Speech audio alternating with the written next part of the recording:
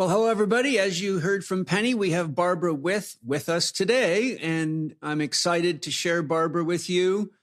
I can't remember who it was, but somebody that knows me sent me an email and said, hey, you really have to check this lady's work out. I think she'd be a great guest on your podcast.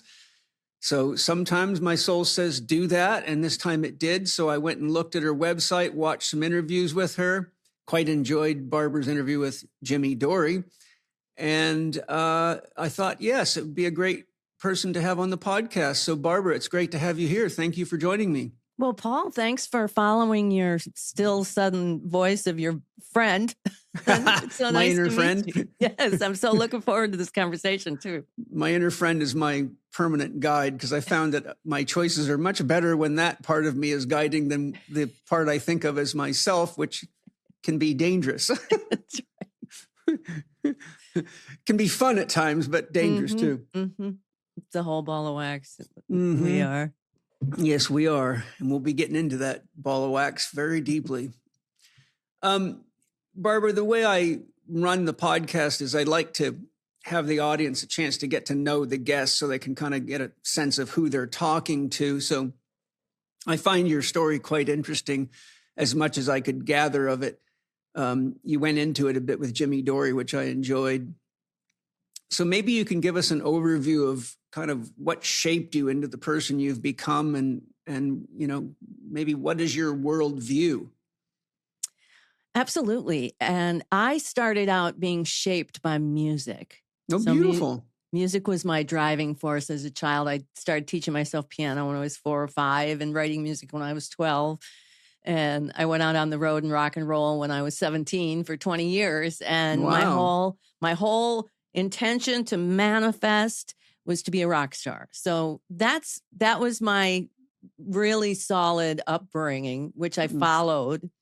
But alongside, quite accidentally, with my air quotes, I found a woman named Eunice McCoy. I wasn't looking, but she happened to be the mother of one of my high school friends, who just came up to me one day in the foyer of high school and said, hey, you got to come see what my mom does.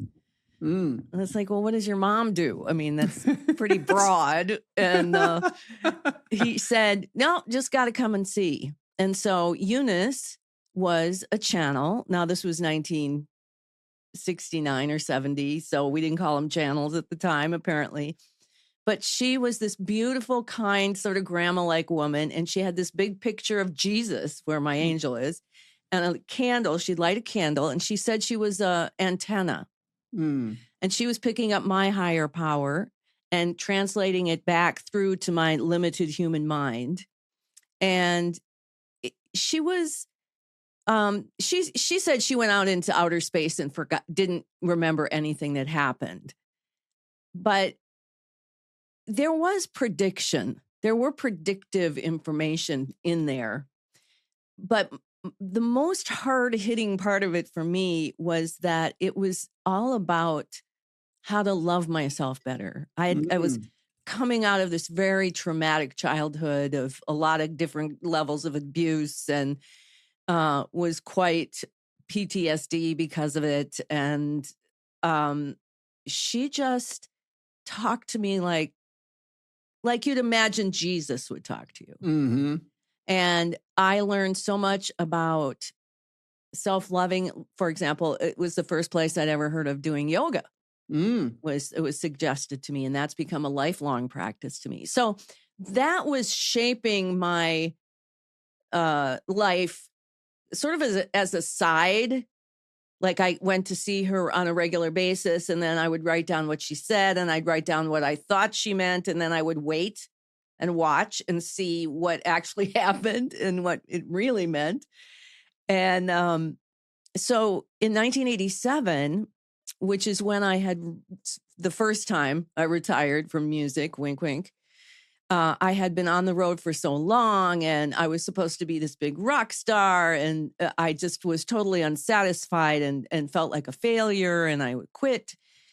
And that's when I started to one day spontaneously automatic write. Oh, neat. And it was so much decidedly different than the letter I was writing to my friend. Yeah. was telling her it was so bad that she was so judgmental. And when the voice broke in to my typing and started to say these most profound things that I had not even begun to think about telling to my friend, I knew what it was after all this time, but I was still very surprised that it was happening to me. And I asked in my typing, "Who are you?" And the answer was sound. That's a great answer. I think so. I thought so at the time. Do you know who Joseph Rael is? No, I don't. Oh my God. Just go on Amazon and search Joseph Rael. He's, I don't know if he's still alive. He'd be in his late 90s, but very profound shaman. But he's an expert at sound healing and built sound chambers all over the world. And he's got a book called Sound, and you should read it. Oh, wow. It'll blow your mind. Yeah, because at the root of everything, there's sound, you know. He tells the whole mythology of how creation emerged from sound, and it's stunning. Oh, beautiful, beautiful. Well, when they said that to me in this channel, I just thought, okay, because I'd been working in sound since I was a kid with music. Mhm. And when I would write music, I often described it when I was young because I didn't really I knew I was writing music, but where it was coming from was pretty mysterious to me because it was very, very deep expression of clearly a lot of the trauma that was trapped inside me. But I imagined I was out in outer space and I was listening and I would hear the first 4 bars of a song and I'd bring it in and sing it over and over and over. And then suddenly I'd hear the next 4 bars. So it was already written. And I was never the kind of songwriter who sat down and said, you know what, I'm going to craft a song about the railroad, something like that. They were written. I was just the conduit. So when I started to channel, it was the same process, just a different outcome. And I wrote for the first year of my professional life as a psychic. People would come and sit on my left side and I would write. And then finally one day I thought I need to step out and do what Eunice did. And so I took that step and it was amazing. And I became a channel. That's kind of how I became a channel. That's beautiful. Your story of Eunice reminds me of my grandmother. My father, it was actually my father's grandmother that I thought was my grandmother due to a very complicated family story. But point being is it's amazing how somebody can touch your life in such a way that it changes you forever. And my grandmother did that to me like Eunice did it to you. And even though my grandmother's long been gone, she visits me and talks to me. And I love talking to her about what it's like to be in the afterlife. She tells me some really cool stuff. I bet there's a lot of cool things happening in afterlife. Yeah. It's a lot different than a lot of people think, but it's fun, to have these relationships. And the thing for me is that because it's my grandmother and she's like really a deep part of my soul, I know I can trust what she's telling me is true versus if you're connecting to a being that you might have just met in the astral dimension or whatever. It's kind of like meeting somebody on the street that has some very wise words, but you don't really know who they are. I mean, look at all the politicians that have wise words for the first campaign, and then they turn out to be complete idiots. Nothing like we've seen going on at all. And then, so when my grandmother talks to me, and I talked to my grandfather too, her husband was an amazing man. And so for me, it's just been a great thing to have family on the other side that I have this deep connection to, who were deeply spiritual people who have actually helped me at periods of my life realize I wasn't insane, that it was just that we're surrounded by souls that are still very asleep and waking up. And so you it's helped me have empathy for people instead of wondering what's wrong with everybody. Well, and it's a living relationship. It's not like Totally. they're dead. It's No. a living relationship. And that's Yeah. beautiful. That's what I like about it. Yeah. I tell my students, I draw a circle on the board and I put life on one side and death on the other. I say life and death are the names of two halves of a circle. So think about that. Exactly. Still the same circle. And in physics, they say energy produced cannot be destroyed, only transformed. So if you apply that, the universe is only made of three things: energy, information, and frequency. So there's nothing here that can die. It can only be transformed. And I think that's a deeper reality that we all have to eventually wake up to, or you figure it out. Well, and we're all figuring it out at the pace of our, what's the new word that came into my channeling? Our covenant. Yeah. We come in here with an intention and a promise and a covenant, and it plays out in this beautiful balance between fate and free will. And gosh, what's next? That's how I feel. Like, Yeah, it's such an incredible thing, life. it is. Yeah, it is. It's full of surprises. Every day's a new day. Exactly. It's kind of like, I've thought about this many times. We go through a birth and a death every day. Yeah. We're born every morning and we go to sleep at night. And we never know if we're going to wake up the next day or not. We just assume we will. And what do most people do? They dream at night, So I think we get to see every 24 hours the life-death model, but we get so acclimatized to the assumption we're going to keep waking up, but that eventually we're not. And a lot of people think, oh, that's the end, depending on what their, upbringing is or their programming is. But I think it's just a beautiful thing to remember that everything in creation is nested cycles. I don't know if you've ever studied much Hinduism at all, but are you familiar with the actual meaning of Om? No. Well, most people spell it O-M, but it's actually A, capital U, capital M _. And when broken down in its actual meaning, Ah means I awaken. Oo means I'm dreaming. I'm living my dream. Means I'm falling asleep. _ means end of cycle, and something new is about to be born. So Om is the master cycle of creation, and in Hinduism, that's the sound of God singing itself into existence. And I think every day is an Om cycle. Yeah, absolutely. And every year, and it just keeps, if you think of the Grand Canyon, if you say hello, it'll say hello, hello, hello, hello. But then if you say, well, how big is the universe? And you say, I am, it'll say, I am, I am, I am, I am, I am. It'll go forever. Because the canyon's big. Yeah. It's limitless. Yeah, it's beautiful. In fact, you'll probably appreciate this. When I found this quote, I thought it was so amazing. Then I saw who it came from, and it really shocked me. The quote is, nothing is impossible. The word itself says, I'm possible. Audrey Hepburn. Oh. Isn't that beautiful? That's beautiful. Nothing is impossible. The word itself says, I'm possible.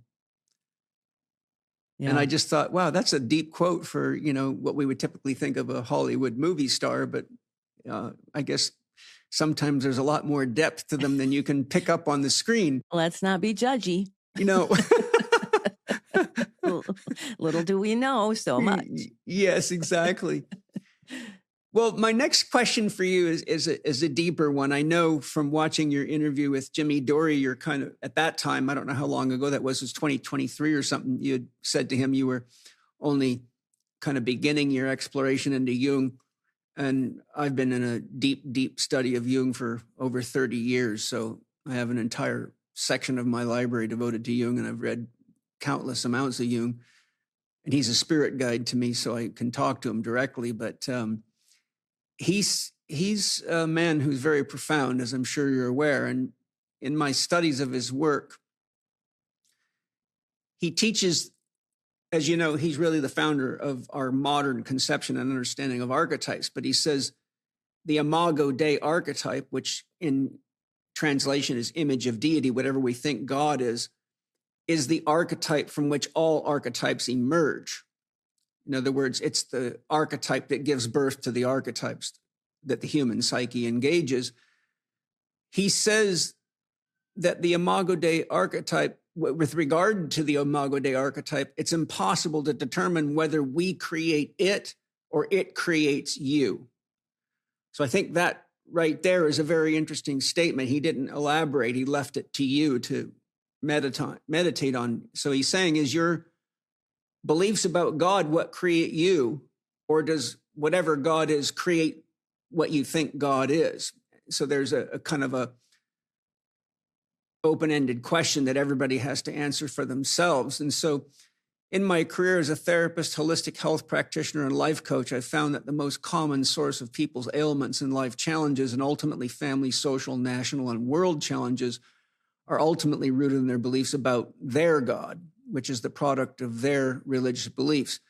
Today, we're facing challenges from atheist technocrats that believe they are creating their own God with AI that is their means of salvation.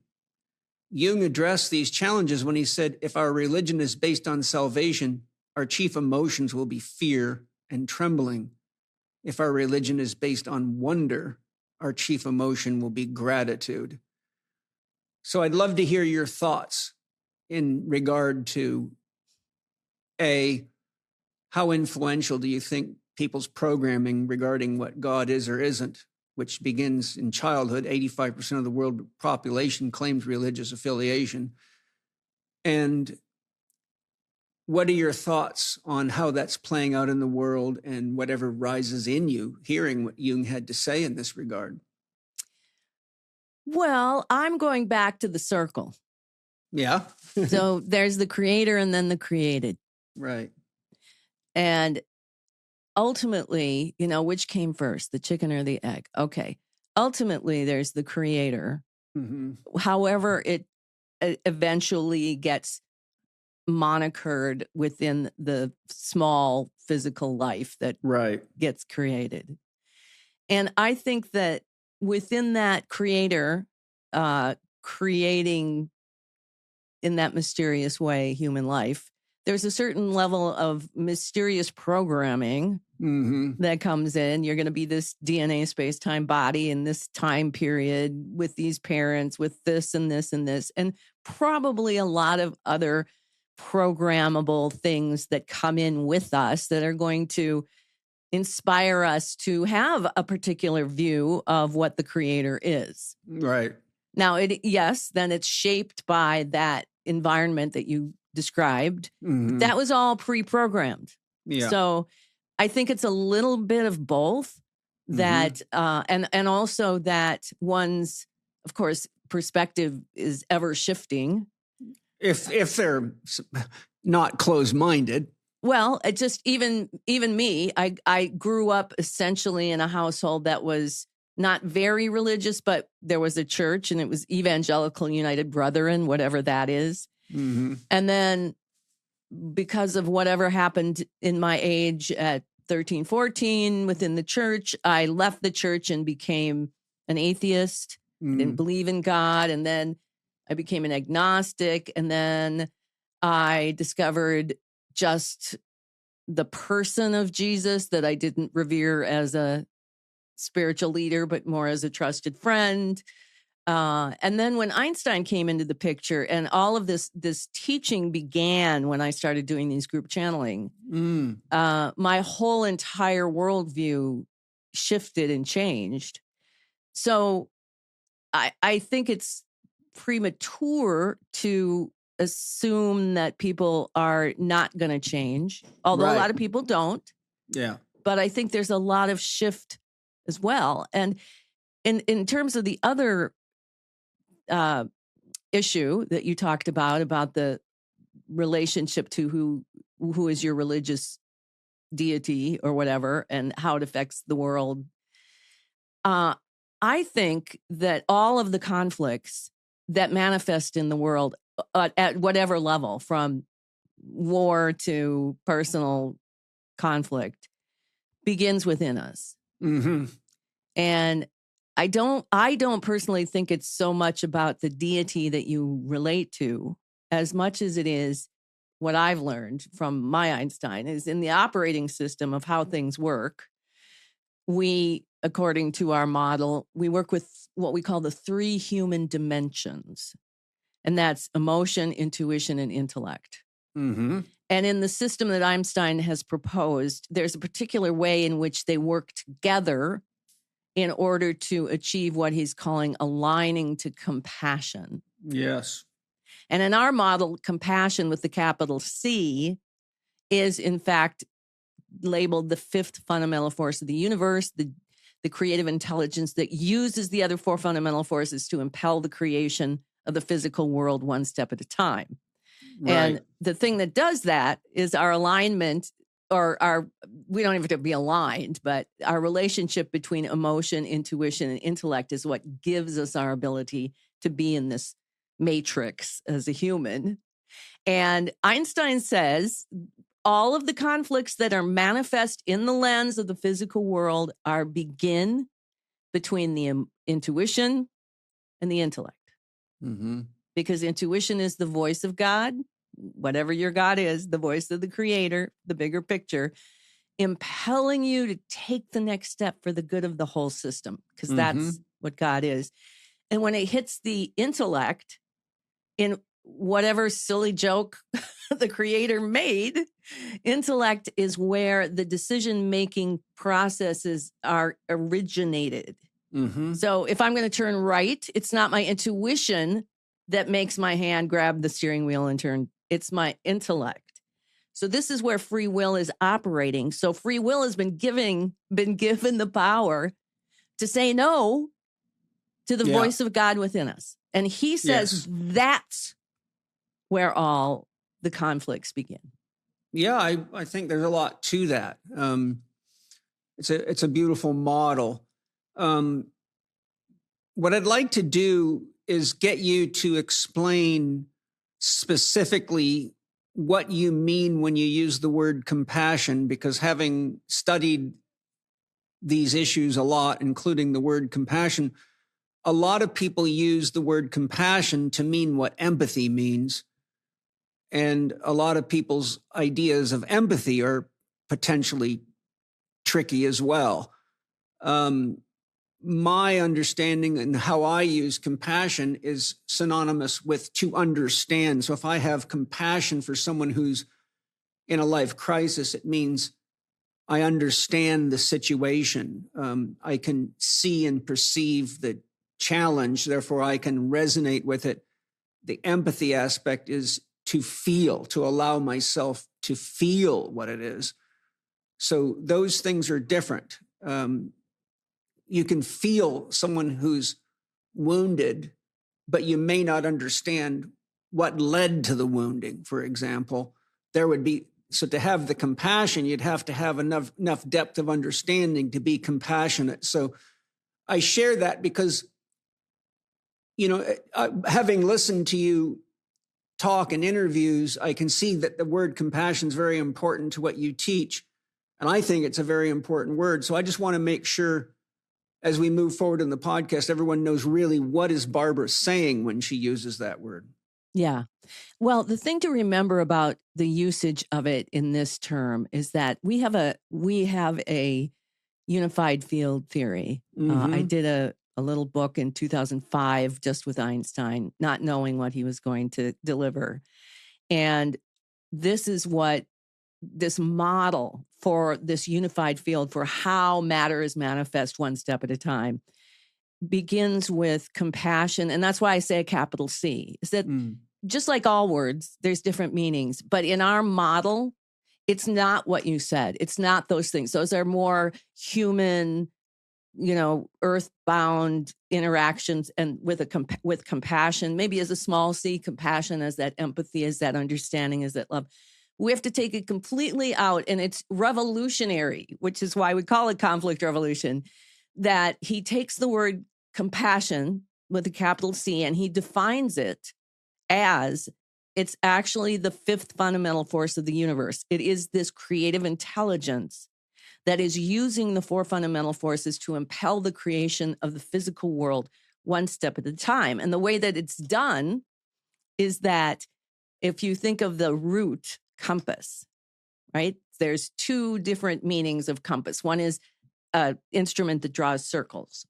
Right. And the other is an instrument that aligns to true north. Yes. So what he says is, because the source of everything, he says, is in the center of the planet, Mm-hmm. and it operates like a black hole, that what compassion does with a capital C is it reaches into the nothing and it pulls out all of the mathematics that are going to be you and your world and your life.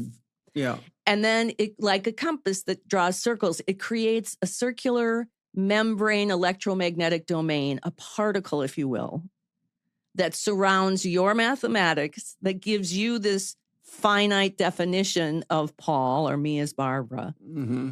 And then the second thing that compassion with the capital C does is it takes that compilation. Now we're all in the center of the planet. And it aligns that particle of compilation with true north to the earth. Mm. And that gives us all the same map. We're all on the same map. And the third thing it does, which I think is more copacetic with the typical idea of what compassion is it imbues every piece of this operating system with the knowledge that it's one system, it's one organism. So deep within us, in our roots of our creation, we know we are one body. We know we are one. And so and we use this very, very specifically for that. It never wavers because in this model, there's reasons, the building blocks of building reality. Mm-hmm. And when I heard that the first time, as I was channeling this book in 2005, and I thought, oh my gosh, that's so brilliant. Because, Einstein was all about when he was young, the compass was his compass. Mm-hmm. And so, it's specific to our model, as are all the definitions. Like we have emotion, intuition, and intellect.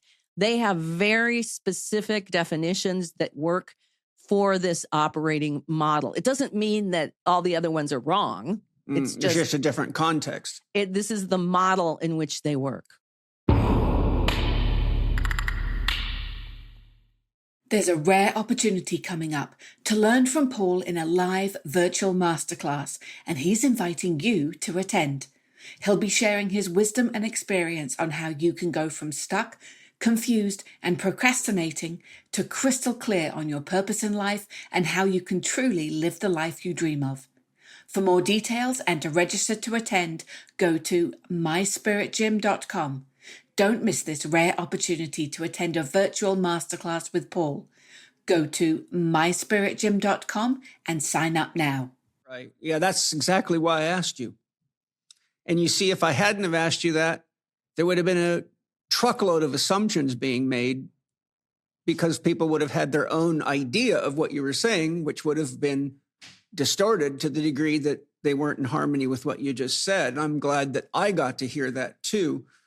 Because I think it's a very interesting and it's a model that I can see applying without a lot of struggle. It's like, okay, you could see how that's a framework for reality that could actually work just as good as, anything you've heard so far. I've studied at least 37 theories of everything, and they all have one thing in common: they cannot be objectively proven, right? So religion and science actually stand on the same footing at the end of the day. Yep. They all stand on the edge of a mystery. Exactly. In fact, I was teaching one of my spirit gym sanghas, I call them, where everybody gets together and we talk about things. And I was asking, what does the word God mean to you? And one of my friends who's been a longtime student and friend of mine, she said, I don't know, but she says, I heard a quote from a friend the other day that I really love. She said, God's the name of the blanket that wraps the mystery. And I thought, that is so beautiful. Oh, that's beautiful. That's so poetic. Isn't it? God is the name of the blanket that wraps the mystery. Yeah. And that was very clear in the beginning of all of this stuff with Einstein, that at the root of everything is a mystery. It's a mystery, period. And so while we can know, and we can even think we know, it's just a mystery. So that really helps me to still be passionate about my worldview, and leave that beautiful space of mystery for. Well, for when you think of your life, I'll be 65 in August, so I've been around a while myself. I've been doing this work for 42 years. I've spent years meditating on questions, because as we grow and mature spiritually, our questions get bigger. As we grow in knowledge and wisdom in any field, our questions get bigger. And the answers are horizontal. The horizon, you can't catch it. So the deeper you go into any mystery, the further the horizon gets from you. This is why I say to people, there's no such thing as an end to enlightenment. That's just a joke. Because the deeper you go into God, the further the horizon gets away and the bigger your view gets. And so you just have bigger questions. And the questions never end. And they just take longer. You have to go deeper into yourself to answer those questions. I spent years meditating on one question: what is love? And I took notes and took notes and took notes. And then I, after years, said, okay, to my soul, I need you to help me synthesize all these notes down to workable definitions, which I share in my Spirit Gym book series. But since I'm sharing it with you, I'll tell you what my soul said, which is one of three definitions. Love is the flow of energy and information through empathic and compassionate connection to self or other. There's nothing in the universe but energy and information. It's the flow of energy and information to self or other through empathetic and compassionate connection, to feel and to understand, or if a broader context would be what you would share. But the point is not so much that, it's just that I wasn't satisfied with what's written in dictionaries. And I could see that the word love causes as much good as it does problems in the world. And so I said, I've got to take it on to I got to take responsibility for figuring out what this is, or I'll never be able to teach it because I still don't understand it. And one of my favorite definitions of spirituality is a progressively expanding sphere of connection and wholeness. And I think as we grow spiritually, our sphere of connection grows and our sense of wholeness grows. And I think ultimately how that relates to what you've just said is that what's a mystery to you when you're 20 may not be such a mystery when you're 40, but then other mysteries that are even bigger pop up. Then when you're 60, you say, well, God, I can see where I wasn't so wise when I was 40. I thought I was. And then you just keep realizing that it's endless. So you might as well just enjoy it because it's not going to end. Surprise every day. Yeah. Absolutely. Yeah. Barbara, you're a channeler. I'm a remote viewer and do what people call channeling naturally and easily. Have done for a long time. While most every channel I've ever studied or read holds the view that they're communicating with some conscious entity or something out there, be it a person or a raw or whatever. Based on my life of spiritual experiences, my view is that we're really talking to another aspect of our self with a capital S-E-L-F. Jung sometimes used the word self to be synonymous with God. The ego is a necessary illusion that allows love and relationship to exist. But as I see it, there's really only one mind or one unified field of consciousness, which you just mentioned. Can you share your thoughts in this regard? Like when you're channeling Einstein, do you feel like you're channeling the guy that we knew of as Einstein, or are you channeling the Einstein of Barbara? And are you the Barbara of Einstein? I think this idea that we're all one body, that compassion imbues us with, is there's different levels of that. So when we are in the lens of the physical world, and you are separate from me in the lens, you're in California and I'm in Lake Superior. And so that's very real in the sense of the model of the physicality. Yeah.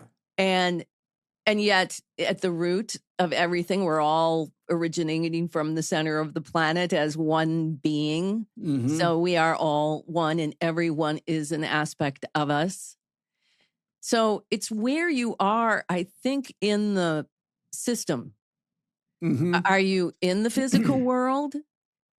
Is everyone a reflection of you? Absolutely, including whoever you're channeling. And yet there's a reason why we're separate. There's a reason why there's, at least in our model, and I think the Jungian model is that there's 12 archetypical aspects of the intellect of self, which to me sort of represent all the different people in our lives. You know, there's the curmudgeon, and then there's the cheerful one, and there's, you know, we have all these reflections of that inner separation that is still one, right? So it's weird, because if you're talking, for example, about the 12 archetypes, that's one psyche with these subdivisions. So is it separate or is it one? Well, they're like facets on a diamond. Yeah. But if you stand in the middle of this facet is over here with this angle and this direction. And so there's separation in the oneness. Yeah. The way I explain how these archetypes emerge to my students, which you might find interesting, is I say, think of God as the unified light. If you put white light through a crystal prism, it becomes a rainbow, but it's still the same light. So you can say, there's the archetype of red, orange, yellow, green, blue, indigo, and violet. Well, I think all the archetypes are really refractions of the divine, which is unconditional love, which is translucent. So it's a mystery how the archetypes actually get created, because God's not shining itself through a prism. But when we're dealing with... Or is it? Well, it could be, but it would still be metaphor. It would be very hard to objectify something like it would boil down to anyone's personal mythology against another person's mythology, which isn't wrong or bad. It's just how everything works. That's what all the world religions are. All you got to do is an exercise that I've done: take the key books of all the world religions, put them all on a table, and write down everything they said that God is, that God wants, that God expects, what the rules are, what the regulations on dance, food, sex, money, and everything else is, and then ask yourself, is this the same God? Well, it won't be the same God. It'll be like archetypal expressions of whatever you believe the real God is.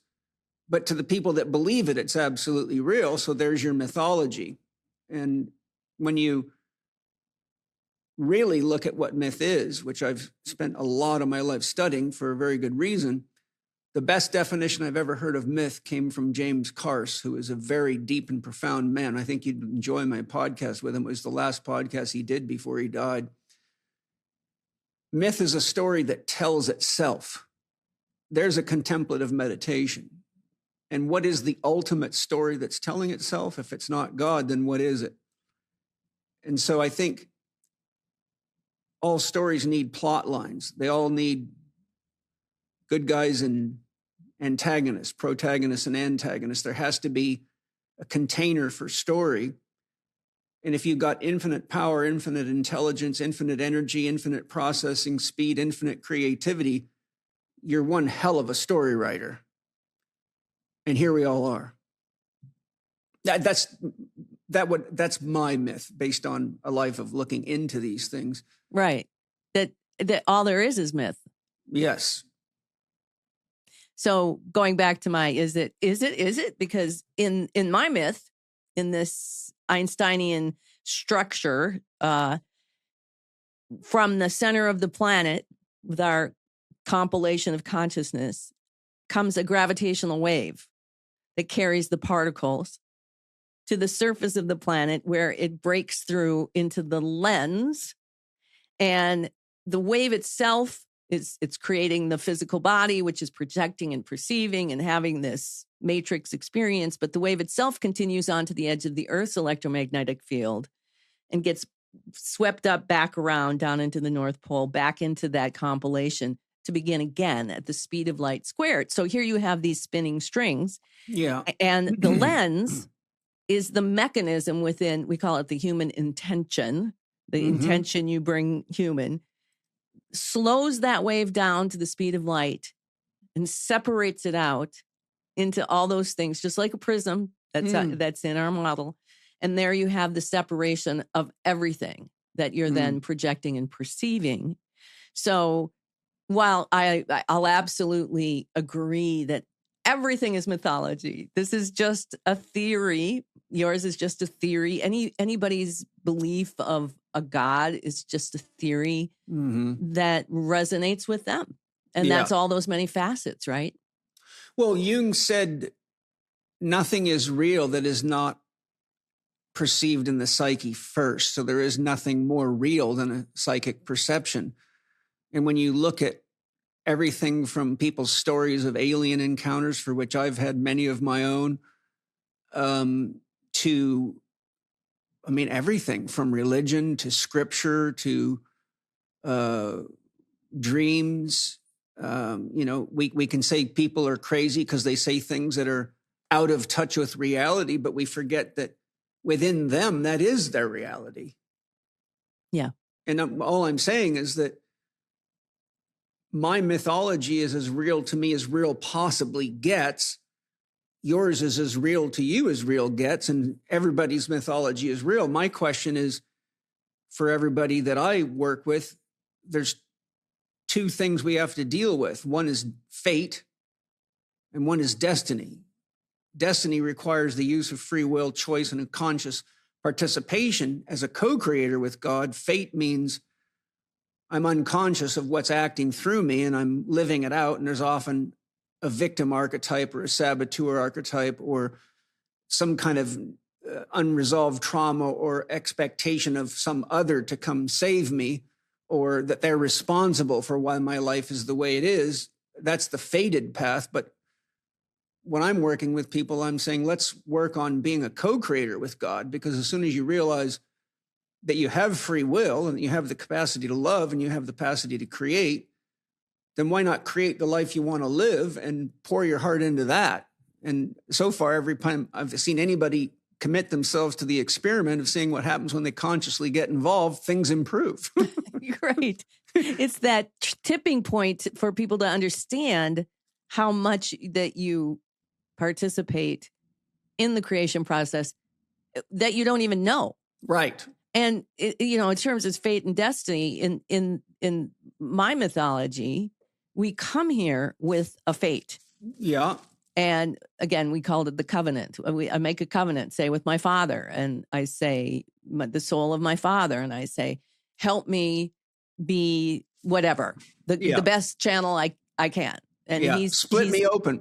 Yeah, and so he comes in and he's got the free will to, and I have the free will to overcome the conditions of our relationship.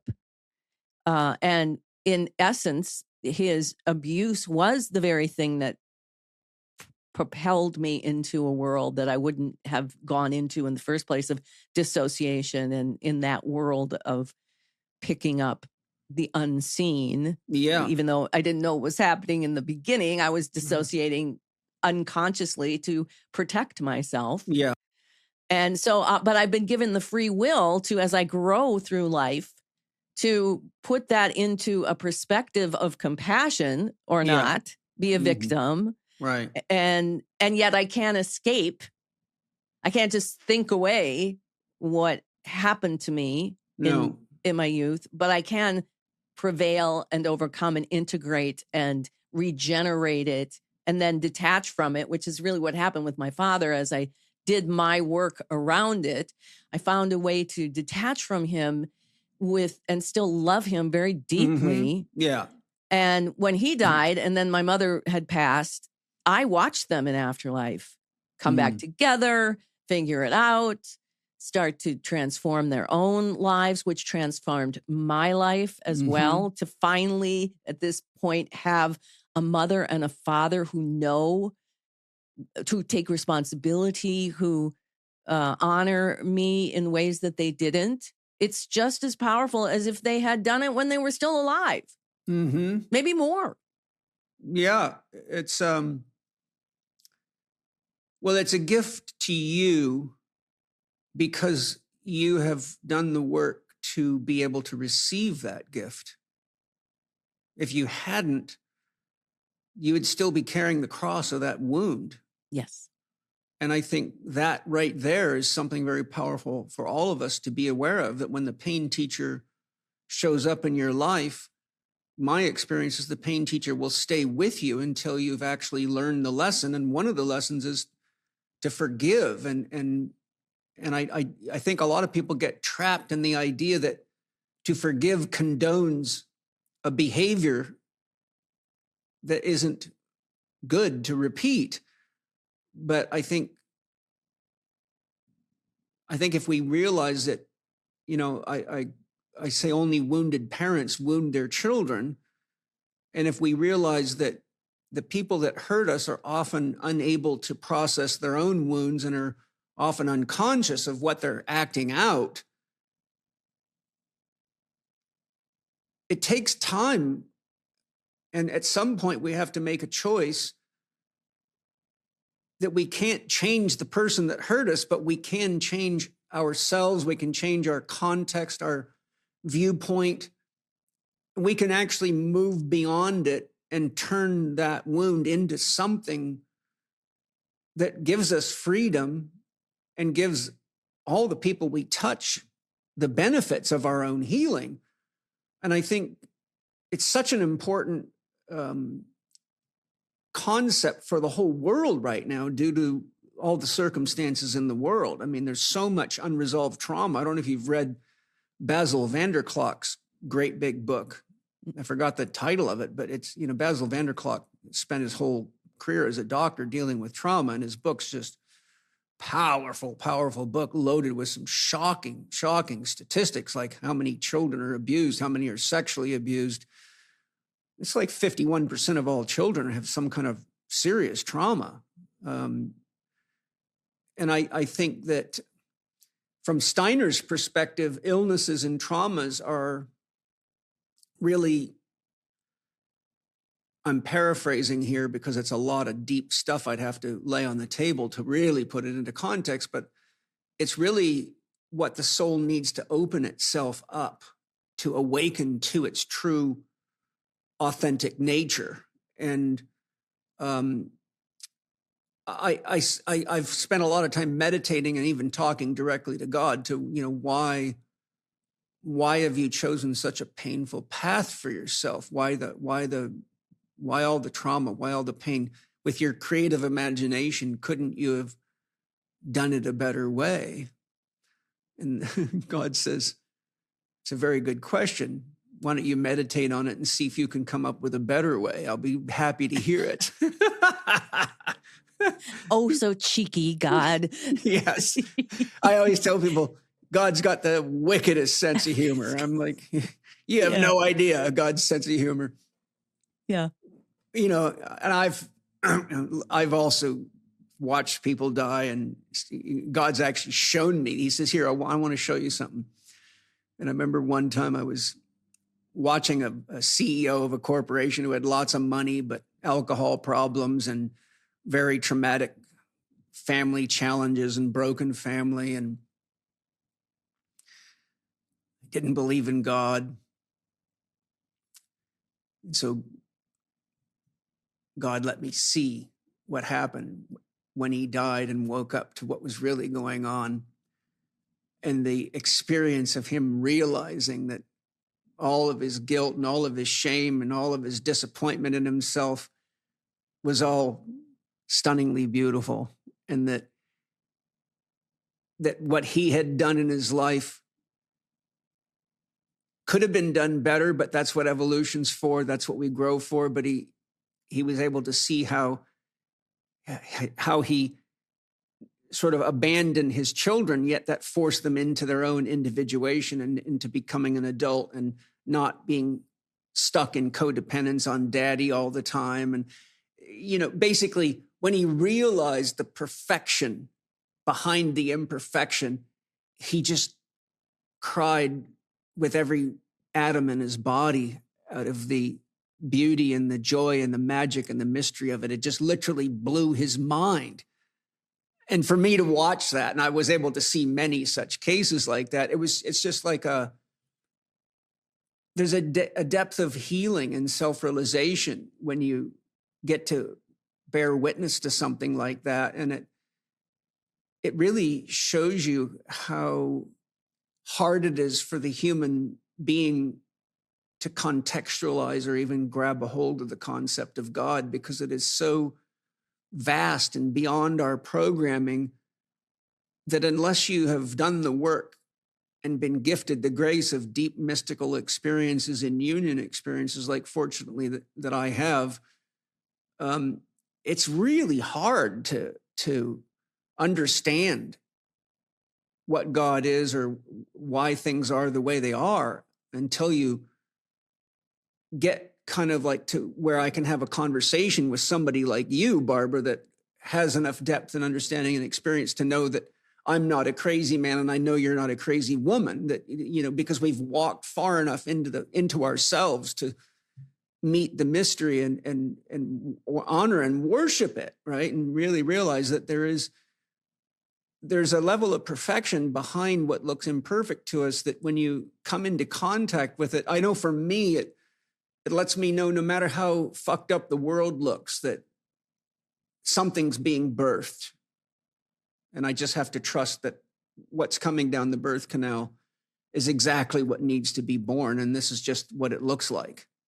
And so what you're talking about too is when people do the work, do that hard work of turning inward and owning everything and asking questions that don't have answers and being in the mystery, which is inevitable because that's the root of everything, is this mystery.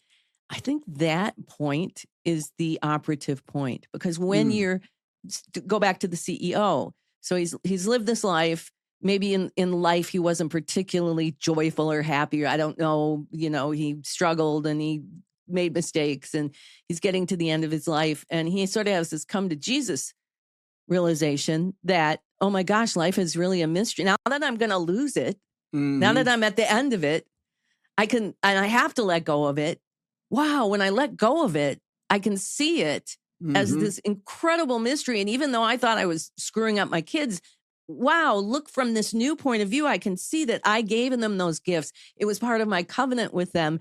It wasn't my covenant to come in and coddle them and give them everything and be this, father knows best father. It was to provide them with that. And they have been given the free will to also come to this realization so they too could rise above and have a beautiful moment with their father before he died, perhaps. And for me, that's kind of what happened, that I'd spent a very long time in my life creating this forgiveness of him, which wasn't about letting him get away with stuff. It was about me not being attached to him as my perpetrator. And so as I detached from that and took full responsibility for me and forgave him, then I could put him out on a far circle where I didn't have him in my life, but I didn't keep him out because he was he hurt me. My whole thing was, until you're able to take full responsibility for your life, we're going to have this relationship where you're on the far circle and I can love you from afar and wave and say, I'll see you in afterlife and we'll figure it out. And therefore I don't have that attachment to that resentment in life, Mhm. which changes me. And it's unfortunate, like your friend, that we have to get to the end of life before we let go of life completely, because that's how we access, I think, that deeper vat of our power. What do you reach for when you need a snack to keep you going between meals? Here at the Chek household, we always have a selection of Paleo Valley's meat sticks close at hand. They are made from 100% grass-fed beef and venison or pasture-raised pork and chicken, and they contain organic spices to create flavors like buffalo-style chicken, jalapeno beef, and maple bacon pork. Paleo Valley's meat sticks are naturally fermented, so they are shelf-stable without the use of icky chemicals or questionable ingredients. Did you know that virtually all other similar snack stick products use GMO corn-based citric acid encapsulated in hydrogenated oils to process their products? Who wants to be eating that? Paleo Valley's meat sticks taste amazing and are good for you too, packed with protein and also gut-friendly probiotics created by the fermentation process. Paleo Valley sources from USA family farmers focused on using regenerative farming practices. This type of farming helps produce more nutrient-dense, nourishing meat while supporting the local ecosystem by helping rebuild topsoil, improve biodiversity, and sequester carbon while avoiding the use of chemicals and pesticides. So if you're looking for a snack that is good for you, good for the environment, and good for your budget, go to paleovalley.com/Chek15 and get 15% off your order of Paleo Valley meat sticks. That's paleovalley.com/CHEK15 for a 15% savings. Snack and be happy. Yes, you've reminded me of it's a true story. You may have heard it before, but it's a perfect analogy for everything we're talking about what it takes to let go of judgments, let go of self, guilt, shame, let go of anger at God or anger at oneself. And it's the story of how in a certain region of Africa where there's very little water, how they find water. And there's a certain type of monkeys out there that always know where the water is. So what the Africans do is they find a tree that has a hollow trunk, and they either make a hole the right size or they find a tree with the hole the right size, and they know what nuts these monkeys love. So they put a bunch of nuts inside the tree, then they hang around and wait for the monkeys to come get the nuts. But what the monkeys will do is they'll reach inside, and when they make a fist to hold the nut, they can't get their hand out through the hole. So the Africans just walk up to them, and then they make the monkey let go of the nut. And then they just follow the monkeys to the water, and they always lead them to the water.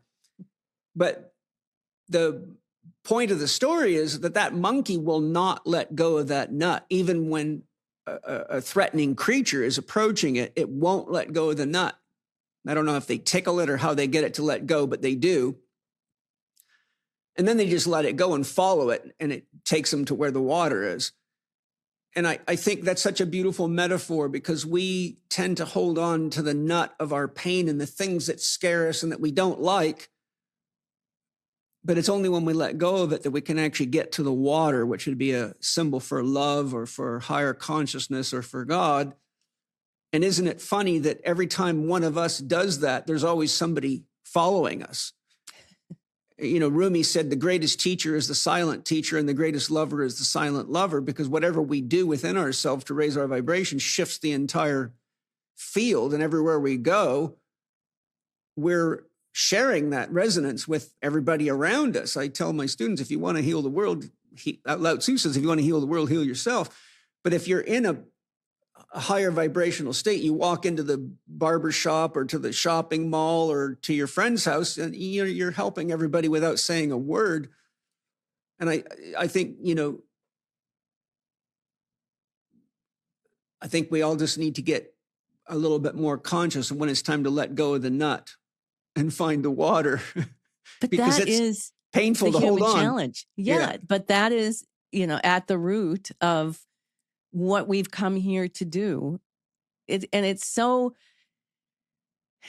simple in a lot of ways. It's the hardest thing to do. Yeah. When our intellect and the thoughts are tied up with the emotion and it's fueling thoughts that are describing and defining us as victims. And that's what creates the reality that we are experiencing, that victimization that we pull to us, those perpetrators and those people to confirm our conviction that we're persecuted or whatever, however it happens. And it's why I love this model of Einstein's, because it takes all of these incredibly broad concepts and it parboils it down to a very simple to understand, difficult to do, but the model in which to align to compassion, to be able to detach, to be able to forgive is so simple. And yet it is the hardest thing for a human to do, is to stop and take care of oneself. And partly because I don't think we were ever taught. I was never taught. No, that's a big problem in our culture. In having studied tribal societies from around the world, what they had that was really helpful was the elders, the wisest people in the tribe, were the ones responsible for raising the children. In all hunter-gatherer societies, the parents, which were the younger men and women, would go out and hunt and gather. Having researched this, on average, they could meet their needs in approximately 3 to 4 hours a day. And while they were out hunting and gathering, grandma and grandpa, metaphorically, were teaching them myths and arts and crafts and dance. And, back then they were doing oral transmission of their mythologies and their beliefs. But the children were being raised by the wisest, most mature, most experienced people in the tribe. And so they had kind of like the connection that we talked about to grandma and grandpa. But in a tribe, a lot of these tribes were not monogamous. They were, your brother and sister could be from 2 different parents. So the tribe was very bonded as a tribe. And I think as we transitioned into whatever it might be, the industrial age, the Renaissance, and all the things that shifted and led to us eliminating so many tribal societies, we lost a very, very powerful structure of education, growth, and development. And it always amazes me to see how many academics say these people were primitive and they were stupid. And I'm like, are you kidding me? We are their children. If they were that primitive and stupid, then how did we get here? And when you study like a book I've mentioned it several times on the podcast because it's so mind-blowing, Voices of the First Day by Robert Lawler, which is all about the Aboriginal culture, which is statistically or scientifically said to be the oldest culture of humanity. When you see how they raise their children and their practices around sex and sexuality and just their whole tribal system, it's so incredibly beautiful and so evolved. I read that book and I'm just like, my God, we have gone backwards dangerously far. And we wiped out the groups of people that could save us with their wisdom right now. And I have a little, I'll show it to you. I have a little, and it's a hand-carved, I think it's a gourd from a native tribe. And in my prayers every morning, I blow smoke into this and I say, thank you to all the wise tribal elders that have ever lived for coming to support us right now, to help us awaken to who we really are and to bring harmony to each other and between humanity and Mother Nature. And I have a chief's headdress right there. And I say, thank you, Great Spirit, for helping me be the best chief I can be for myself, for my family and the people of the world. So these are my daily reminders that I have to open myself to the wisdom of the elders, or it's just stuff written in books.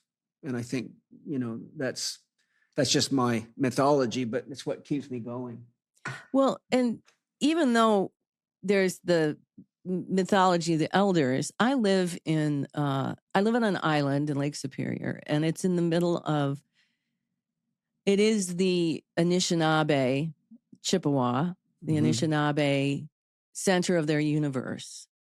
And they have a prophecy of the eighth fire, and it's when the eighth fire is lit, you're gonna choose the scorched earth path, or you're gonna choose the green verdant path. And this culture exists full force up here. We've got 2 reservations on either side of us and one at the end of the island, and the community itself in this area of Lake Superior is a native, non-native alliance, so that we have taken in that prophecy, that we are supporting that prophecy through the leadership of our native community, which is a different government. You know, their government is based on saving the water and saving the earth.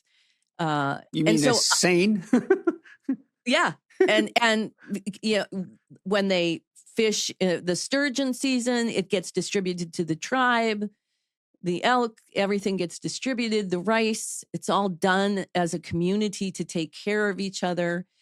So it's alive and well. And going back to what you had said about this day and age, you know, I mean, could there be any more horrific ideas of what could possibly happen in the future? Yeah. And people constantly are saying to me too, oh my God, you know, how can you have any optimism? This is just everything so crazy now. Because in creating the condition that you talked about, that when we do the work, which is our work to do, because nobody's going to feel my feelings and nobody's going to think my thoughts. It's my job. And when I do that and I create that alignment to compassion and I become that human that's also like Jesus was, right? Emanating the alignment to compassion, changing the world from within out, not looking at the world to be you have to be a certain way for me to be safe. No, I'm safe because I trust myself to take care of myself, yes, to nurture myself. And when I do that, then I'm here to step out into that crazy world and shift it. Yeah. That's what I came here for. So I think it's exciting. It's a very exciting time. And more people like you and I think are absolutely emerging. And like we all have a little ripple that's a different, you know, my ripple and my social media is this big and your ripple is maybe this big, but we all are part of the whole of the ocean. Yeah. And every one of us that do this, we create the synergy of compassion, which means if I'm aligned to compassion and I meet up with you, I've got way more compassion than just 1 and 2 can, the synergy. 1 + 1 = 3. And there's like even just sitting here talking to you, because I can feel your soul and your spirit is very powerful and very clean and very real. Just to be able to talk to you and anyone like you, which is a lot of the people that I get on my podcast, I could give you lots of names, but every time I feel more possibility, more hope. Like until somebody emailed me and said, you got to check this woman out, I didn't know you existed out there. But now that I do, and now that I can talk to you and I know you're out there and I know that we're on the same team, so to speak, it's like someone has another oar in the boat and we all have to work less and we can get further together. And we have another voice to sing together. And we feel that circle of wholeness, empathy, and compassion is real. And the bigger it gets, the safer we feel. And I just think it's great to find each other. Oh gosh. You know, it's a miracle. It's a beautiful unfolding miracle. And I just want to say in July of 2023, I made the decision that I was going to kind of leave I have different revenue streams throughout my whole, when you're a musician, you don't ever quit your day job. Yeah. And this work of mine, it was never meant to be a business. Mm-hmm. It was meant to be a library of the documentation of my spiritual mission. And yeah, money gets exchanged when you buy my book or you have a reading, but in my soul, that's not what it's about. And so I proceed forward in this kind of understanding that our coming together like this in this, because it's all magical. Mm-hmm. And when I left in my world in 2023, I found this, well, he actually found me. He was a young man who was a podcast booker. No. And just at the right time, he kind of dropped into he was doing his due diligence of sales calls, and we struck up this agreement. And I tested him for a month, and he was so phenomenal that for 3 years now, he's been connecting me up with people, meeting people just like yourself, there's so many of us out there that we don't know about. Yeah. And people are often there. I was on the Metaphysical Hippie Chick 2.0 podcast yesterday. Perfect.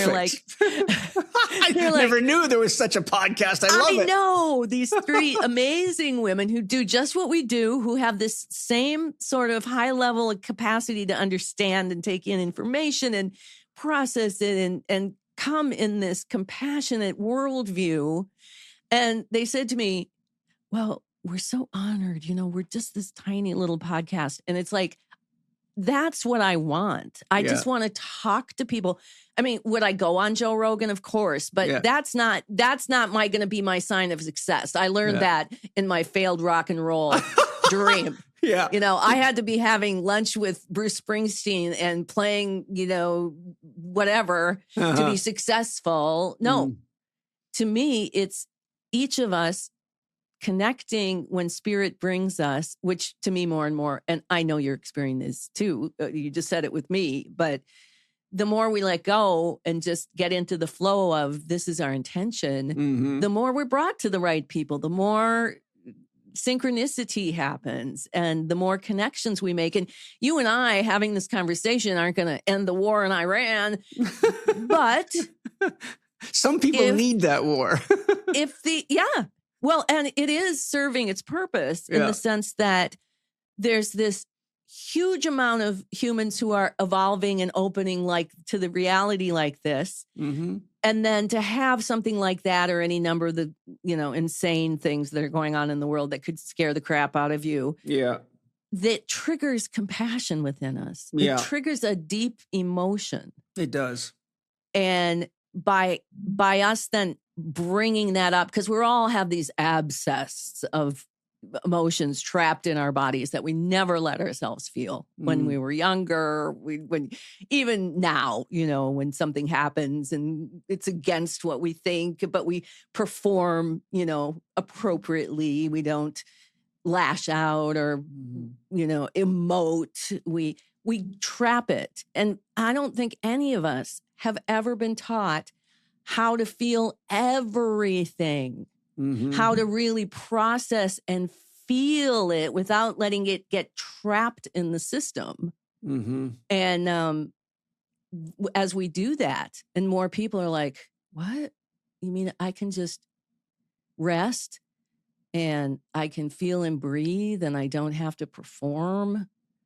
I can just take care of my own self. And then the other part of that, learning how to feel everything and keep it moving on that spinning string, is how are we going to train our intellects and all of that conscious thought processes, all of the imagination. It's so complicated in there. Like you said, it's part of what defines reality. But how are we going to get into that kind of super conscious thinking and fuel that as opposed to the thoughts of fear? Because I think there's 2 different things. There's the pure emotion of fear.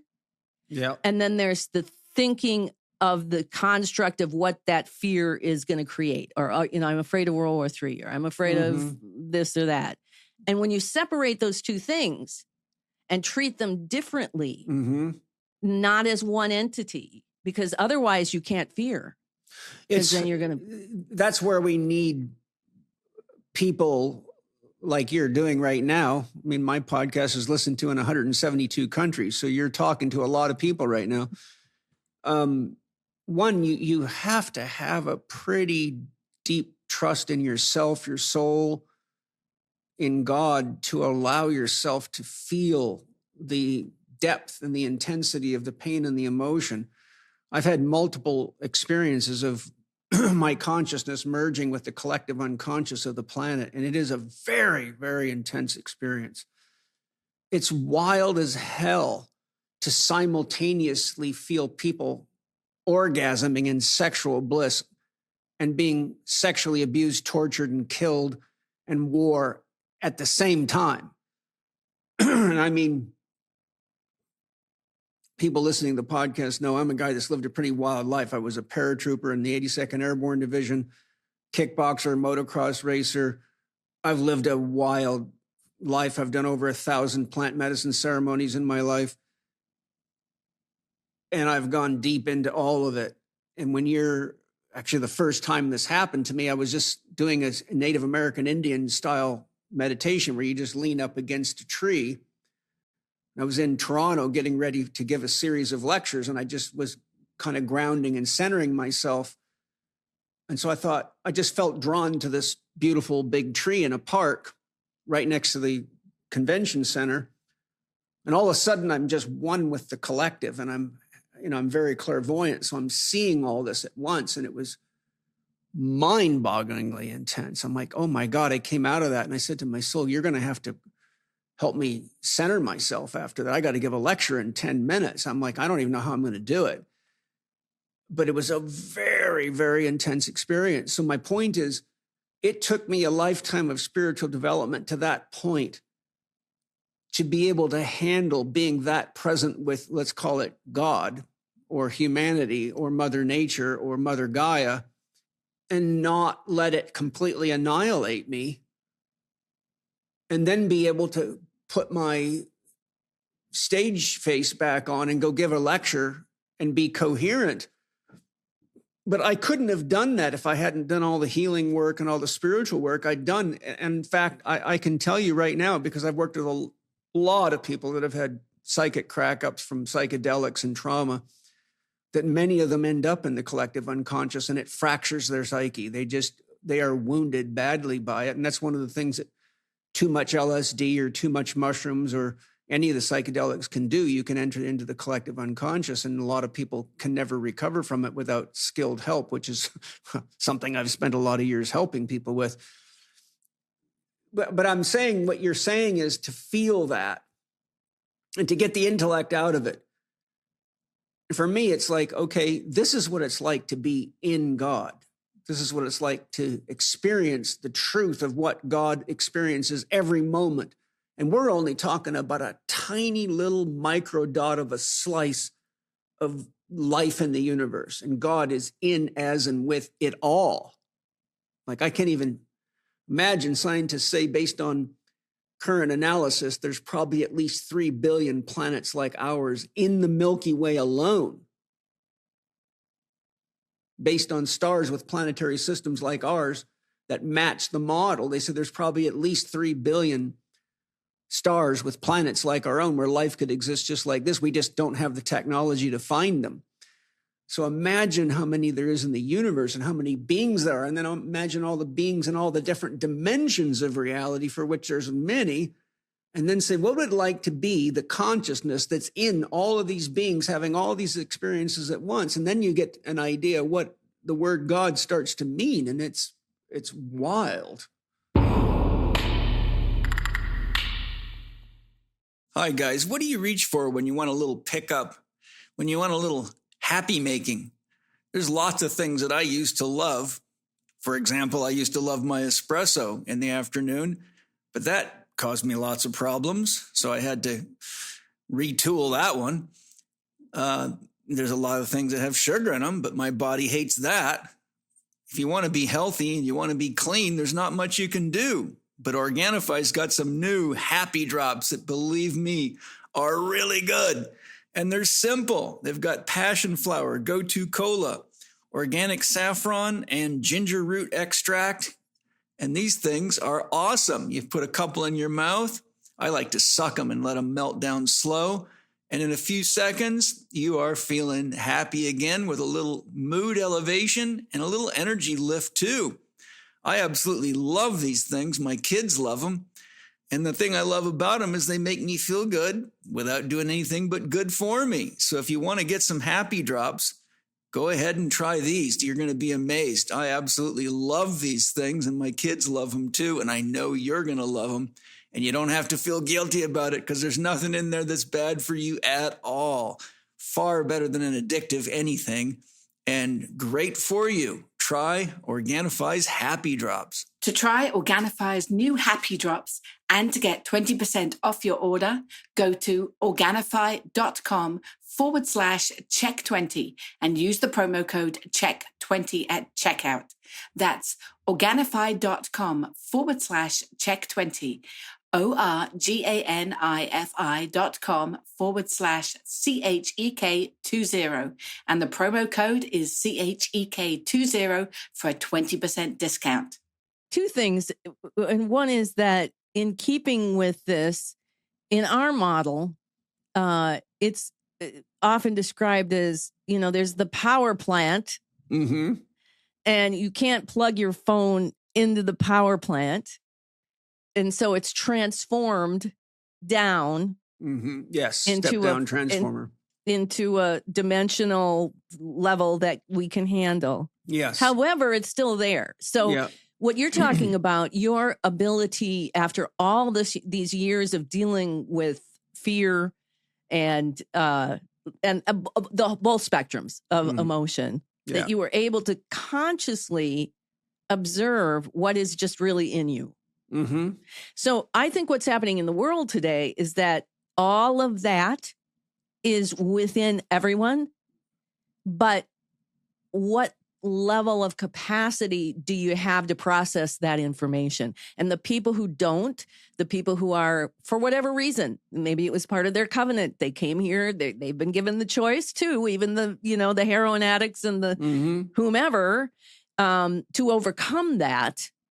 But right now, I don't know if it's that time is speeding up or what, but that all of us have all that in there, and all of us are being challenged to find that way to live with that truth. Because after you did this, and you said you had to put your stage face on, and I've certainly have been in those situations too, and present, that was your challenge that you met in your way. And somebody over here who can't even understand this conversation we're having, they still have this challenge. Oh, yeah. It's like, all in one and one in all. Everything in God is in all of us as an individual, and each of us is in the all. And I think that empathy and compassion, which you can't trick, you can't fake empathy and compassion. As you grow spiritually, I find that you become empathetic. You resonate with more and more of the truth of everything. More and more reality is allowed to become conscious in you. And as you grow, you have more and more understanding. Like at your age, you can understand what's going on in everybody's life process that's younger than you, because you've lived through those stages, right? So you can have empathy for what it's like to be a 30-year-old single mother whose husband became a drunk or a drug addict, and she had to leave. And you go, you're a woman, like, you know better than I would as a man what that really means. I can look at young men at almost every stage of their life and see myself, go, there's me as a 20-year-old, and I can have empathy and compassion because I've walked that, and I have a visceral sense of it. And my point is you can't cheat empathy and compassion. It's not something you can manufacture. And if you do, you're just creating another layer of illusion that you're ultimately going to have to work through. But as we process all of this, what I find is that you have more and more empathy, compassion for all living beings. And you even have more empathy and compassion for God, because God is as stuck as the drug addict in the drug addict. God says yes to everything. Unconditional love does not say no. Free will is something God goes on a ride with us to do. If you want to be the bad guy, you want to rape, murder, and kill, God says, I'll do it with you.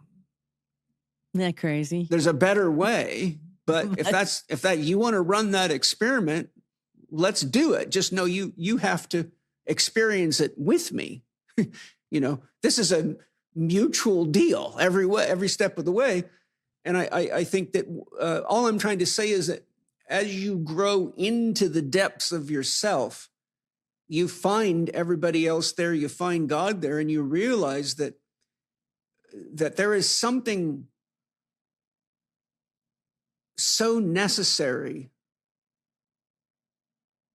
happening in life that God is utterly committed to that.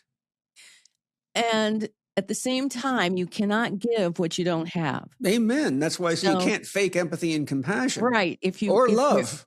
If you can't, it begins with our own self-love. Yeah. That as we eliminate, I think what you're talking about, the evolution, is eliminating or aligning the critical voices of intellect that are constantly judging yourself or blaming yourself or living in the shame, letting the shame shape your worldview.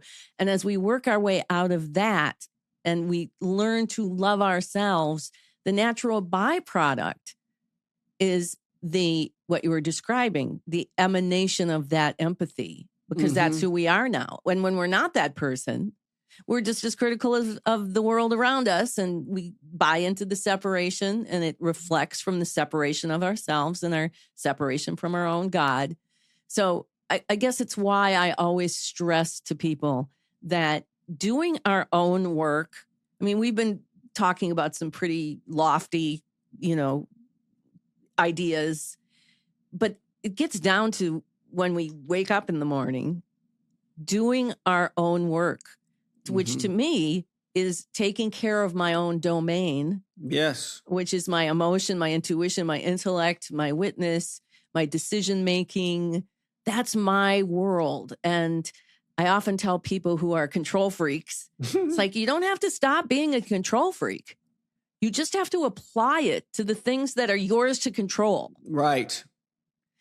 And that's what that whole microcosm is what then will shape the macrocosm. Yeah, there's a beautiful prayer, and I don't know the author. I'm sure you've heard it before. God, give me the wisdom to change the things I can, and the wisdom to know Serenity what I can't. prayer. Serenity prayer. Is that, how does it go exactly? The courage to accept the things I cannot change and change the things that I can, and the wisdom to know the difference. Right. Yeah. It's such a true, powerful statement. And I think the golden rule is absolutely fundamental. And one of my podcast guests, Annie Helfer, who's a haiku poet and wrote a great book called Healing with Haiku, she created the silver rule, which I think is really important. Do unto yourself as you would have others do unto you. And I think that's even more critical, because do unto others as you would have them do. Well, what if you're already torturing yourself and abusing yourself? So I think the silver rule should be the gold rule, and the golden rule should be the silver rule. Right. There's something that's been kind of in the back of my mind, and I've wanted to ask you this before I forget. It's not in the outline. You talked about the model, and you have empathy and you have compassion, or you have empathy and compassion and intellect. What was the levels of the Einstein model? At the core was compassion? Compassion is the fifth fundamental force. Okay, so but the three human dimensions are emotion, which we locate in our solar plexus, just for learning, intuition, which is in our heart chakra, and intellect, which is in our head. So My experience, and without a lot of long background, because I think it'll be fairly obvious to you, as a guy who spent his life helping people in the change process, I find that no matter how great the idea or the plan is, if the emotional body or the emotional self isn't in alignment with it, the intellect cannot overpower the emotional drives. How do you, in this model, where does the emotion and how does it relate to intellect? And how do you see the healing process or the change process with regard to intellect relative to emotion? Can you intellectualize yourself out of emotional pain by just talking yourself out of it? Or do you have to begin with the emotion because that's really the raw feeling state that's even, I would say, below the conscious intellect? It's a deeper level of the self. Well, in our model, there's a sequence. Mm-hmm. And again, just like with compassion with a capital C is a particular definition that never changes.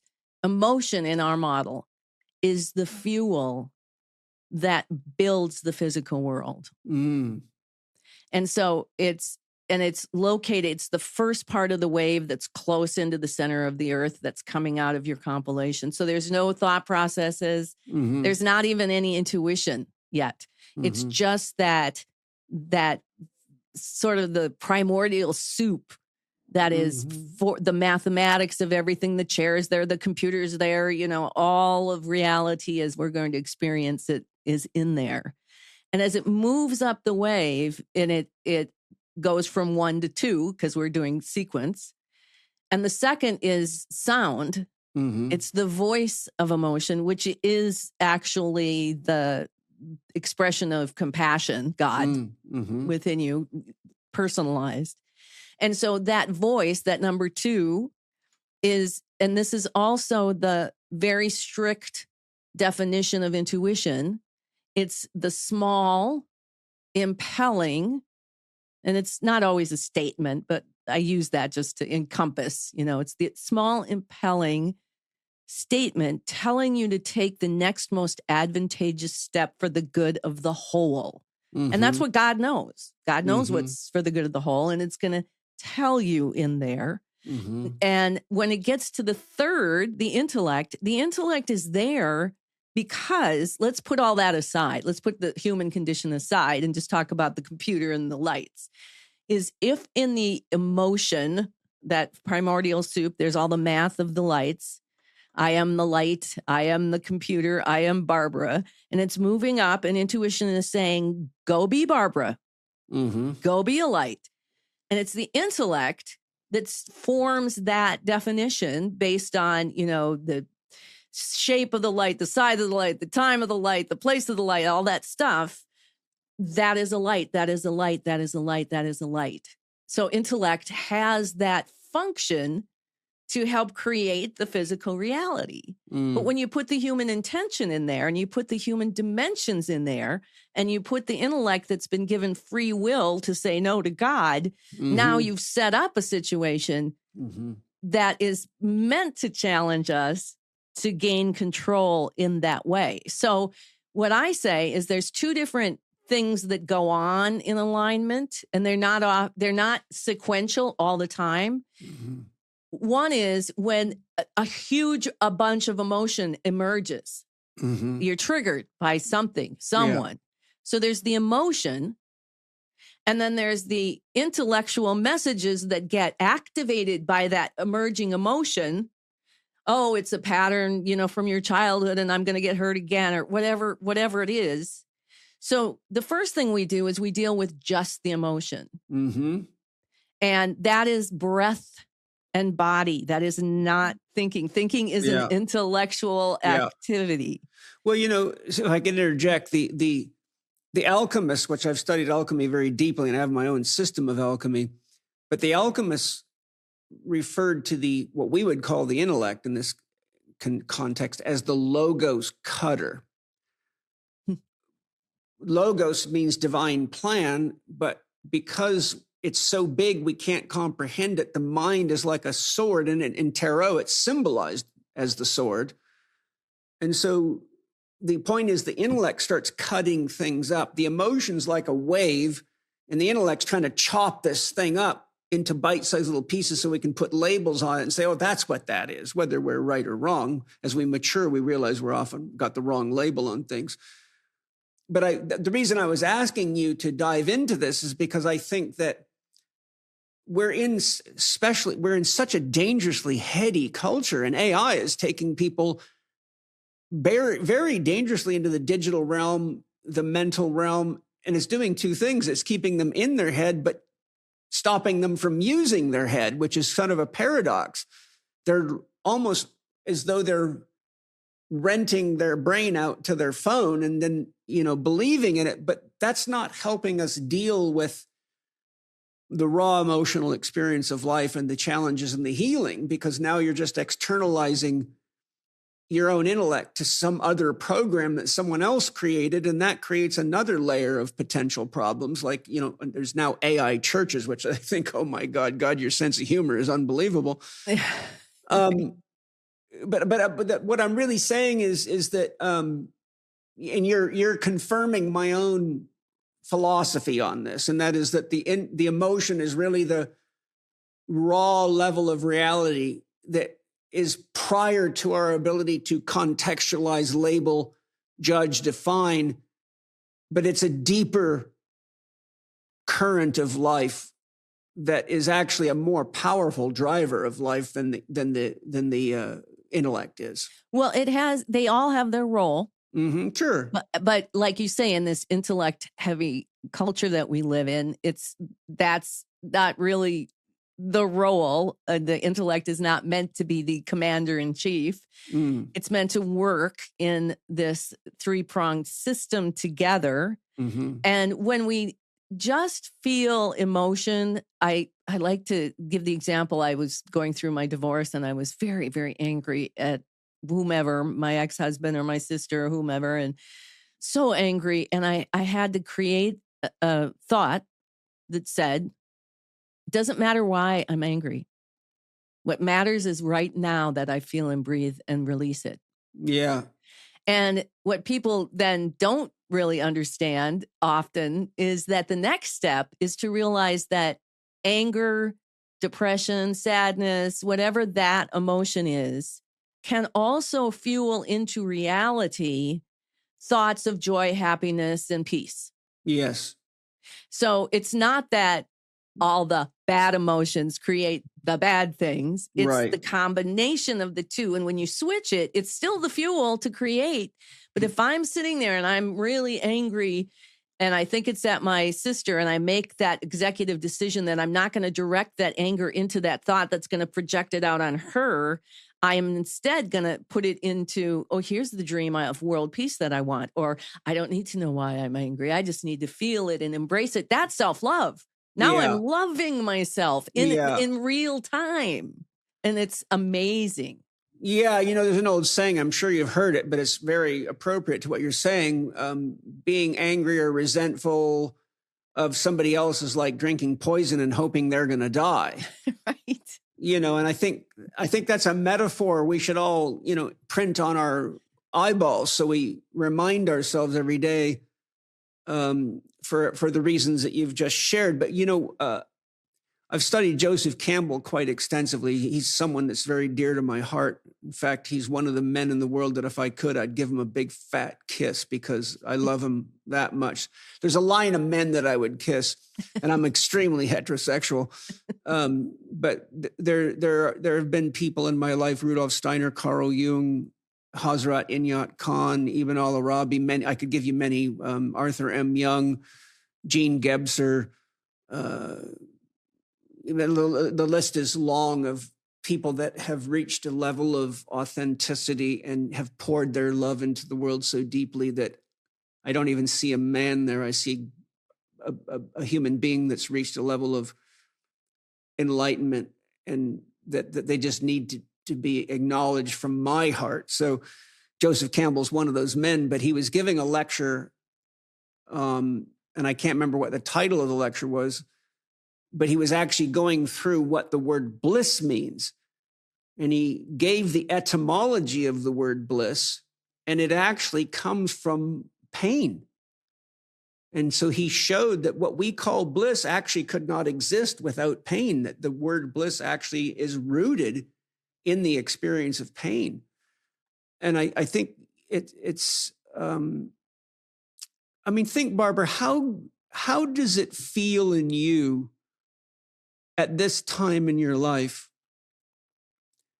to look at yourself in the mirror, love yourself, and know all the things that you've worked through, all the pain and all the challenges you've worked through, to actually really be able to truly understand yourself, be with yourself, and have a sense of why you're here?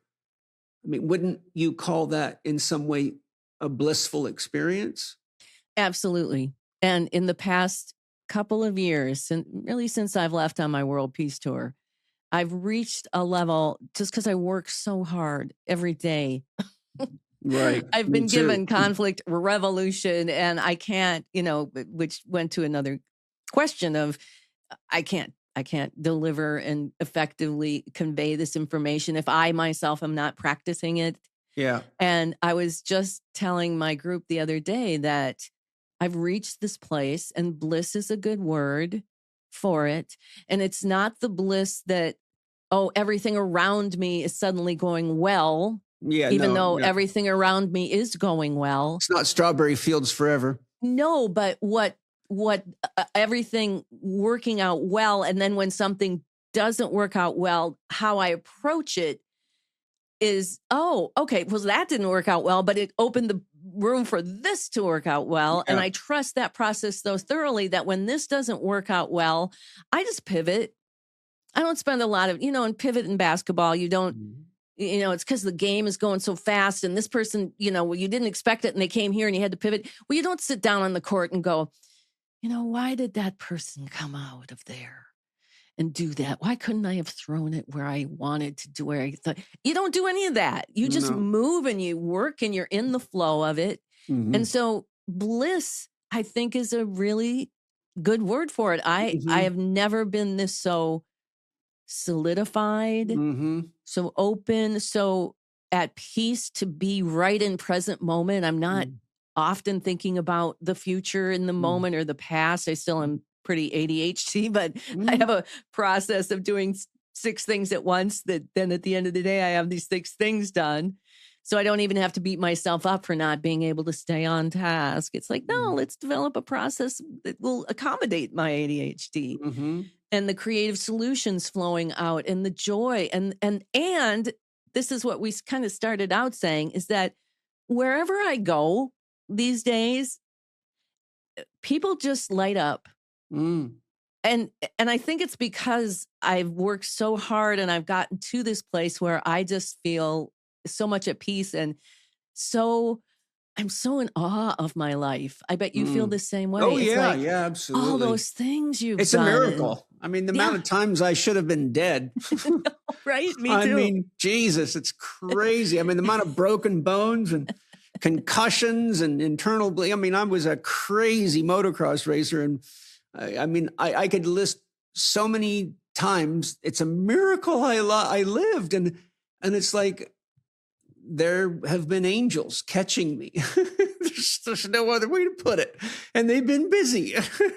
And I finally grew up enough for them to kind of relax a little bit. we must have the same kind of pit crew, I think. Yeah. They're like the NASCAR guys. They're in and out in 38 seconds for a total tire change, oil job, and off you go. Exactly. Yeah. By the way, I think it might have been your PR guy, your young man. Is he my still guy? I think he found me. Yes, I think so too. I just from reflecting, because he did a little write-up. He must have listened to my podcast or something, because he actually knew what he was talking about. I know. Heard you talk about this, and this, and I think Barbara's a good fit for you. So tell him I said thank you. I will. He's a magic man. He has connected me up with the highest quality, best people who just. So yes, thank you. I will. Yeah, tell him. I get a lot of these from students, because I have 70,000 students in the Chek Institute. So there's a lot of people sending me emails. Get this guy on your podcast. Get this lady. And Oh, I'm like, it's hard to got it. filter them all. I'm like, oh my God. Then I got like PR agents coming at me. It's like I tell my wife, I don't even know how you deal with your email because mine's enough to I hit the delete button for 30 minutes straight. And Penny's got like 4 accounts. I'm like, woman, you got a mind that is like something completely other than mine. But yeah, I'm having such a fun time with you. I'm going to ask you another question.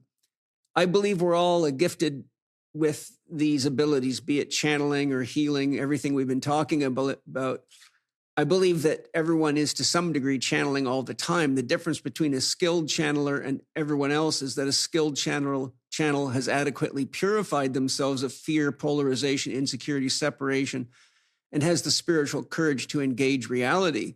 Otherwise, the so-called channeler simply attracts the beings that resonate with their own dogma or their own frequency. I feel this is why we have so many channeled books that vary so widely in their core messages. I'd like to hear your thoughts on that. Well, I think there certainly are different levels of the act of channeling. If you're talking about channeling Einstein or channeling whatever, Yeah. aside from we're all channeling our own life and etc. However, I don't know if I agree with that part about the skilled channelers, because when I started channeling, and especially when I started doing groups in 1993, Kim and Teresa and I formed the Psychic Sorority, and we would organize groups in my living room and we'd record them and transcribe them and then learn. That was kind of the beginning of conflict revolution. I wasn't that at all. I mean, I probably had some level that I wasn't aware of some high level something going on, but I was a mess. I was a rageaholic. I was a control freak. I was sort of done with the majority of addictions that I had to kick, but I was still enveloped in fear. And, you know, they say your overinflated ego or your underinflated ego, it's still the same, you know. It's still an imbalance. It's still the imbalance. And mine was so imbalanced. But because Kim and Teresa and I were brought together, we volunteered and were chosen, apparently on a soul level, to come and take this transcription. And they said they had this process, that they had this theory that if humanity would resolve their conflicts inwardly like they were going to teach us, that the byproduct would be world peace. But they needed humans who were having actual human conflicts to test their theories. Oh, that's great. Yeah. So I didn't really have that evolved sense of self, but I still drew to me what I still think to this day are some of the highest channeling that I've ever read coming That's out of me. beautiful. Yeah. So what you're describing as yourself at that time is what I call a beautiful storm. it was a big tornado. But you know, the thing too is, and you've already iterated this in this podcast, you had to make the choice to step up to the plate. Yeah. I mean, that right there was the hand of God reaching out to you and say, look, you are this, you might be ego inflated or deflated or whatever words you just used, but here's something that can inspire you to be more of what you really are. And I'll give you a reason to stick to it. Imagine having a personal blueprint for how your own body works, what foods support physical and mental harmony, what movement your body actually needs, and what steps to take to build real health from the inside out. Not just handed another random diet plan and not given a generic workout program yet again. Now, imagine being personally guided through this blueprint by a highly trained Chek practitioner using the system created by Paul Chek with his 42 years of experience, and not left trying to piece it all together from conflicting advice online. That's exactly what the new How to Eat, Move and Be Healthy coaching program is designed to do. Based on Paul's best-selling book, this online self-paced coaching program starts with your personal needs, your personal assessments, and your current reality, then guides you step by step towards a healthier, stronger, happier life. You'll learn how to eat in a way that works for your body, build a foundation of balance and symmetry through movement, and follow a phase system designed to help you handle whatever life throws at you. This is not an AI-generated program promising unrealistic results with no actual humans involved. It's delivered by real Chek practitioners trained in the system Paul has refined over decades. When you finally stop guessing and start following a process built around your goals and the assessments you complete, you'll start to see real, life-changing results in as little as 8 weeks. It's self-paced and comes with lifetime access, so you can revisit the program whenever you need it. Plus, when you take action now, you'll get over $200 of free bonus content. For a limited time, Spirit Gym listeners can join the new How to Eat, Move and Be Healthy coaching program for just $195. Go to paul.chekinstitute.com/spiritgym to learn more or tap the link in the show notes. That's paul.chekinstitute.com/spiritgym. Yeah, exactly. And we often talk about the three of us all these many years later. What was it in the very beginning that kept us together? I had hardly known these women. They were best friends to each other. But when we started to have conflict, the old ways of dealing with conflict would have been that I would have stormed off and would have cut them off because whatever. But because they were giving us this new way, showing us this new way, but saying, okay, we can show you the way, but if you don't take it, it's just, you're going to never be able to really teach this. And it makes sense. Mm-hmm. But when we took it, like we documented it in our first book, Diaries of a Psychic Sorority. We documented our first fight and how, in the middle of it, I was like, wait, let's get the transcript. They just said this. Yeah. And I said, and I read, and it said, if you're involved in a conflict, the root of your part of that conflict is within you. Yeah. And at the moment we cycled about a little bit more, but then we had this kind of Satori moment where it all hit the three of us what they were saying, because I was pointing my finger at Kim and she was pointing her finger at me. And we stopped and kind of broke out in tears. And I came back to the table going, you know what? Here's what I can do better. Here's my part. And Kim came back and was like, yeah, and here's what it's unheard of in my life. Mm. But when I did it, we did it in this afternoon and had this beautiful moment. And I was going to work that night. I was playing at a piano bar in Minneapolis, and there was a waitress who had worked there who just didn't have the time of day for me, which is fine. I don't care. I work in a lot of clubs. There's a lot of waitresses. I walked in that night. She couldn't get enough of me. Mm. Oh my God. Do you like Patti Smith? I've got some cassettes in the car. And she put $20 in my tip jar. And the skeptic in me, which is very strong, was like, what's going on? And then I remembered, this is what the angels were saying. If we resolve the conflict within us, Mm-hmm. there's a natural byproduct of a manifestation that we can't go directly at to facilitate. I couldn't walked into work and said, hey, Love Sally, me today. yeah, why do you hate me? Let's be really good friends and have you love me. Yeah. I couldn't have done that. No. And so that was like the first baby step moment of that liberation of seeing it right before our eyes, not a theory that we learn in a classroom or something I read in a book, but oh my gosh, I put the steps together. I did it. I had the miraculous outcome. That's what you get attracted to. That's what you get addicted to is self-love and its reciprocal responses.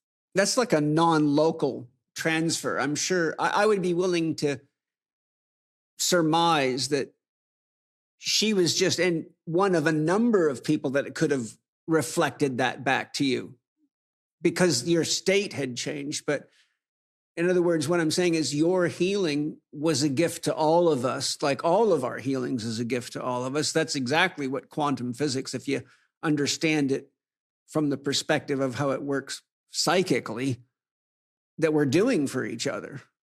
Yes. You know, we're all, if you look at Rupert Sheldrake's morphogenic field concept, for example, he shows that if you teach a crow how to do something, that its offspring can learn the same thing much faster, even though they separate the baby birds from the mother. So they teach the offspring a trick, how to make something, how to do something, separate it so that its offspring, so it can't teach its own children, but then they measure how long it takes for the children to learn that practice. And they show every time it gets done, the offspring learn it quicker, whether they got exposed to mom or not. So he's saying there's a organizing field of intelligence that's directing it.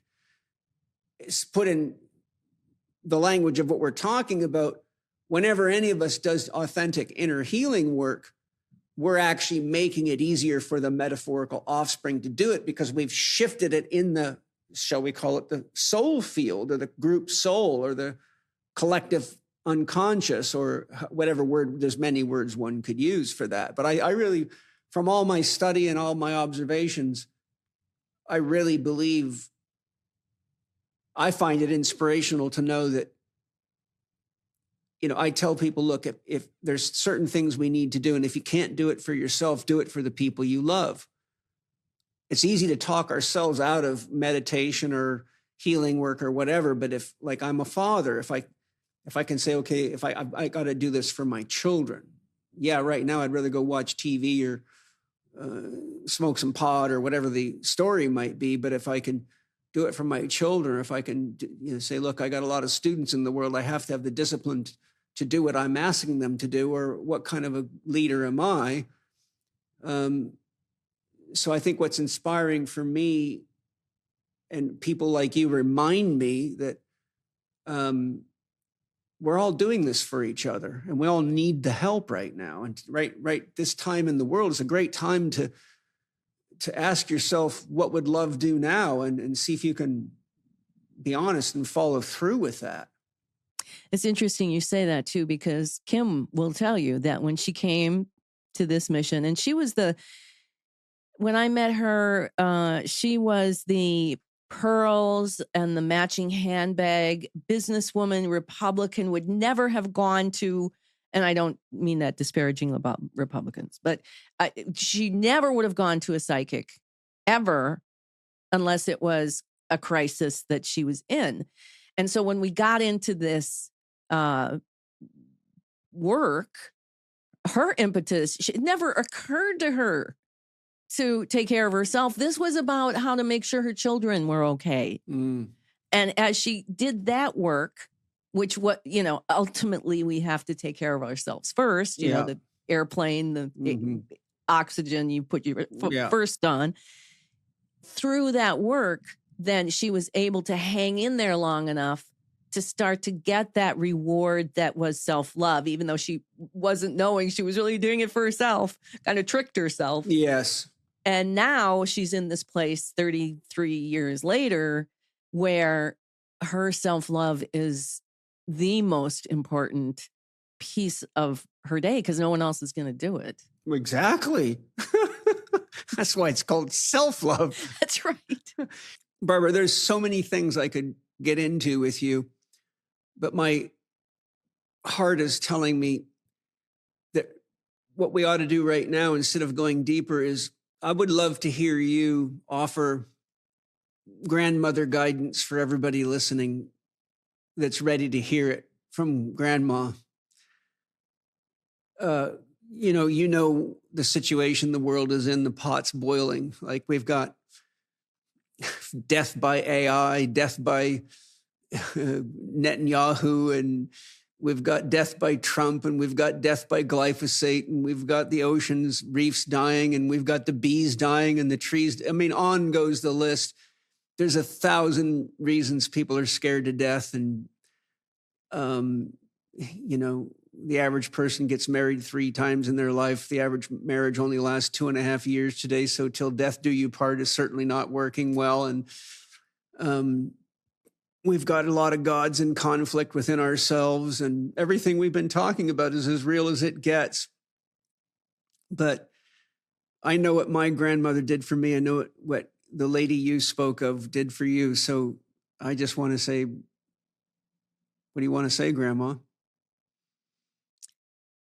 Well, I would first of all say that to really strive for the truth, as we have been talking about, bigger truth rooted in mystery, puts us in a place of purpose. Yes. And purpose, And as meaning. Joseph Campbell and meaning will tell you, this is what we create for ourselves. We Yeah. create our purpose, or we create our lack of purpose. Right. And all of those things that you mentioned are external manifestations of an internal world. Yeah. And I am, as I said earlier, I don't think I've ever been more optimistic. Not that all those things that you're saying aren't happening.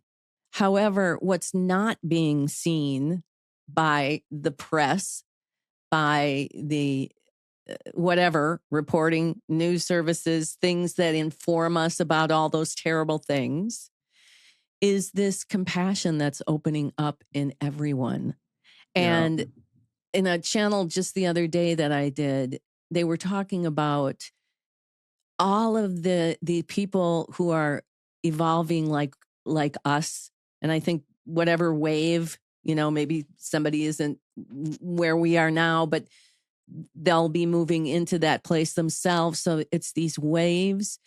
And when evolved people are faced with all of those things that you're talking about, it activates within us compassion. Mm-hmm. And because we are this wave of the evolutionary part of the species changing, that activates what's it supposed to activate. Mm-hmm. Not that we feel hopeless and we can't do anything about it, but wow, this is our creation. This is our world. And I know that if I do my work, even though I can't relate it to BB or climate change, Mm-hmm. if I do my work to make myself self-loving, to treat myself with the respect and the kindness and the love and the truth, and live in the truth that I am much greater than just a human being, Mm-hmm. then I can shift my whole perspective into what I feel, which is I'm here during these really turbulent times to be the change. Yeah. To be that anchor of compassion. And there's millions and millions and millions of us that don't even know we exist, who are nonetheless connected by our compassionate connection to our own compassion. Mm-hmm. And that is the synergy of creation. Yeah. So you and I, two of us come together and we share this worldview that touches on compassion and inspires us to be more compassionate. You're going to go that way with your inspiration. I'm going to go that way with mine to advance it. And it's the only way we're going to deal with all of those things. And I don't believe that any of what you said is permanent. I don't believe that climate change is permanent. I don't believe that wars are permanent. I don't believe any of it. Any of it can change and will change as we bring this peace within ourselves. And that, goes back to the day at the table with the Psychic Sorority. Mm-hmm. Conflict begins within me. Mm-hmm. And so when I take any of those things that I'm afraid of, which right now, honestly, there's not a lot of things that I'm afraid of, but I have been in my life. Mm-hmm. And I've taught conflict resolution to where somebody comes in there because you bring a sample conflict, and maybe it's the war. Well, if you examine your fear about the war to define and really start to bring it into a definable definition of what your fear about the war is, you'll be using your own words, your own perspectives, and that's going to become the metaphor for what's happening inside you. Yeah. Mm-hmm. Someone else might have a whole different definition of the war that will be their metaphor for them. And then they'll have their specifics. You'll have your specifics. and we go off. And once you fix them, then things start to shift. Mm-hmm. And my theory is we'd be gone a long time ago if it wasn't for this. The world would have been blown up a long time ago if it wasn't for all of our work. Yes. There's a beautiful Buddhist saying that I use to help me process all these things. And it's very simple. This too shall pass. You know, I look at whatever it is, this too shall pass. But inside of that, there's also a level of responsibility that I think all love comes with responsibility. And the Quakers have a beautiful saying, pray and move your feet. So one thing I would like to hear your thoughts on before we close the podcast is the concept of spiritual bypassing, because there's like during COVID, I ran into many people that had the viewpoint, I'm just going to get the shots and God's going to take care of the rest. Jesus will save me, or Jesus will save us, or Trump's going to save us, or, something. Spiritual bypass is passing it on to somebody else or some high power, some savior, and then just going back and doing what you kept doing all the time.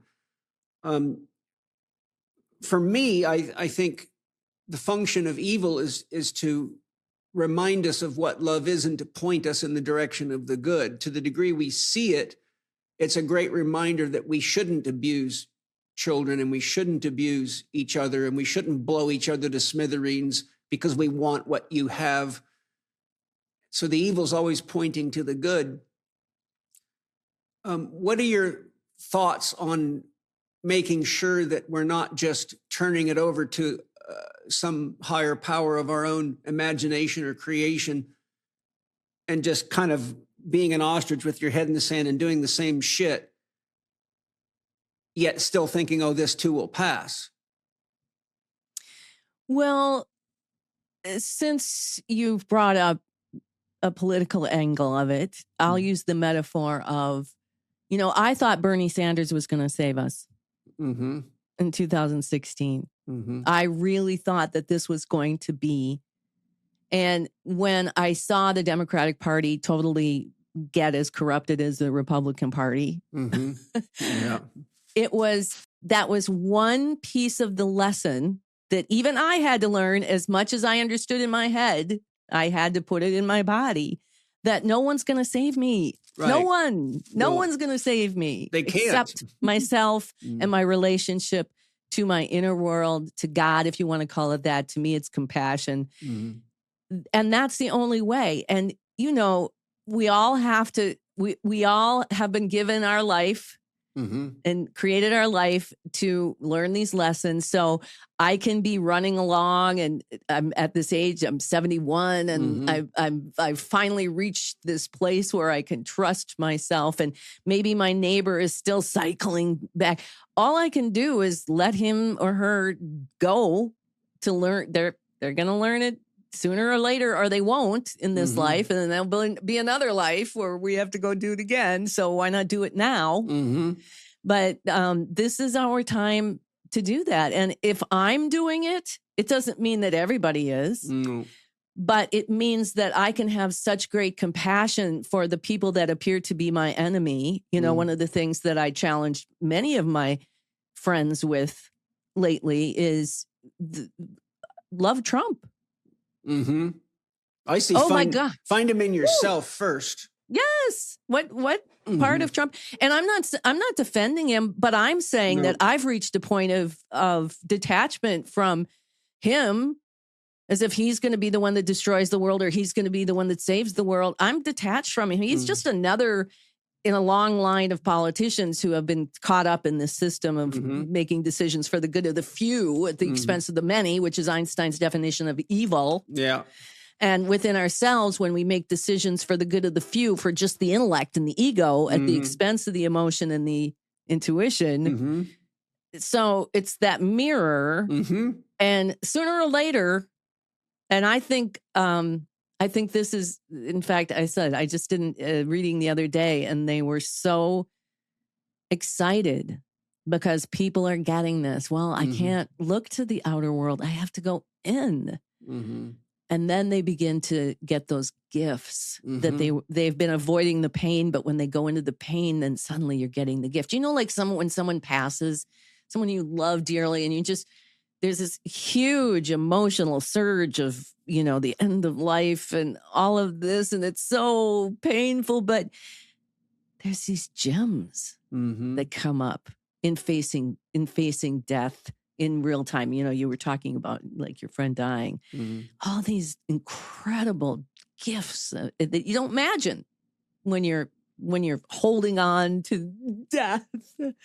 So I just think it's an optimal time. And the metaphor I often use, and you probably use this too, is that, you know, when the caterpillar is on the way to the butterfly. Yeah. Well, there has to be this stage where the caterpillar is being disintegrated. Actually, literally. You know who Gene Houston is? Yes. Gene Houston says that at that point of the caterpillar dissolving, she says it dissolves into a complete liquid. Right. There's the activation of the imaginal cells. And she says the caterpillar then transforms itself into a butterfly, but you first have to activate the imaginal cells. And I don't think she's speaking of this metaphorically. I think she really, for her own reasons, says that within the caterpillar is the imaginal cells that ultimately take all that goo and reshape it as a butterfly. And I think, you know, right over here, I have a quote by Einstein: "Imagination is more important than thinking." The knowledge. Yes, right. I think he says thinking on my quote over here, but I really think we're in this time right now where the caterpillar is turning to liquid, and we're fully conscious. And also, I mean, the caterpillar to me is the metaphor of materialism, and I think that we're transforming into something that, you know, actually can see matter as an expression of the divine and nature as an expression of the divine, not as objects and things that we just use and control, but to transcend so that our relationship with matter is one based in love, not based in objectivity or capitalism or attachment or ownership, but something that is a necessary part of the process of self-realization at every level. And I just feel my only key point I'm trying to make is that I think when people get stressed, and it's physiologically supported when I'm saying they orient to survival reflexive behaviors, because those are programmed at the unconscious level. They can bypass the intellect, the thinking mind, which is very slow. And so we go into reflex behaviors. But I think if we all take it upon ourselves to reimagine ourselves in positive ways, like imagine yourself as healthy and then act as a healthy person, make healthy choices. So I see it as, in my own inner model, what am I creating and adding to the world each day? What are we creating? So what is my family, me and Penny, me and Angie, me and the kids? And then what are we all creating together? And is it what we really want? And if it's not, then let's reimagine together and then pour our love into something that's better for all of us, that we all agree that would be better for all of us. So I think that we're in this beautiful caterpillar to butterfly transition. And that imaginal piece that has to then be present before the liquid starts to form into the butterfly. It has to be. It's the intellect, it's the guiding influence. Yeah. It's the compassion. It's the creative intelligence that's using the four fundamental forces to impel the creation of the butterfly. But also, one of my favorite sayings is, "And God said, let there be light." So there was sound and intention and form. So, and God said, let there be a butterfly before there could be that. Yes. And that I think in our teaching, we are training ourselves to align to compassion, which means the self-love of feeling everything, listening for intuition, and training the intellect to be in line with the whole system. We work for the good of the whole. Yes. And that can be, so you might need this or want to vision that. They might need that or vision that. Those things come later. It's like whatever I want to create, I want to create it for the good of the whole, starting with me, for my well-being, my self-love, my families, my neighbors. And I don't know what that is exactly. I can think, well, I think it would be for the good of all of us if we created this, whatever, this water company on our island, and we do this and this. Okay, that might be good. But let's start with, we're going to work for the good of the whole, which means there's going to be creative solutions to conflicts, that we're going to pivot. We're not going to be so attached to what we think that's going to look like. And then we're all on the same page. I want what's good for you, and you want what's good for me, and I want what's good for me. And God will provide that when we define it that way. Well, God will certainly provide it, because there's nothing here but God, or there is no God. Right. I mean, mean, that. In other words, what I'm saying is we are all expressions of God. We're in God, as God, with God, and for God. And when we realize that loving other is loving God, loving self is loving God, loving nature is loving God. We talked about the fact that the imaginal cells have to be there before it liquefies. Well, God is that for which there is no other.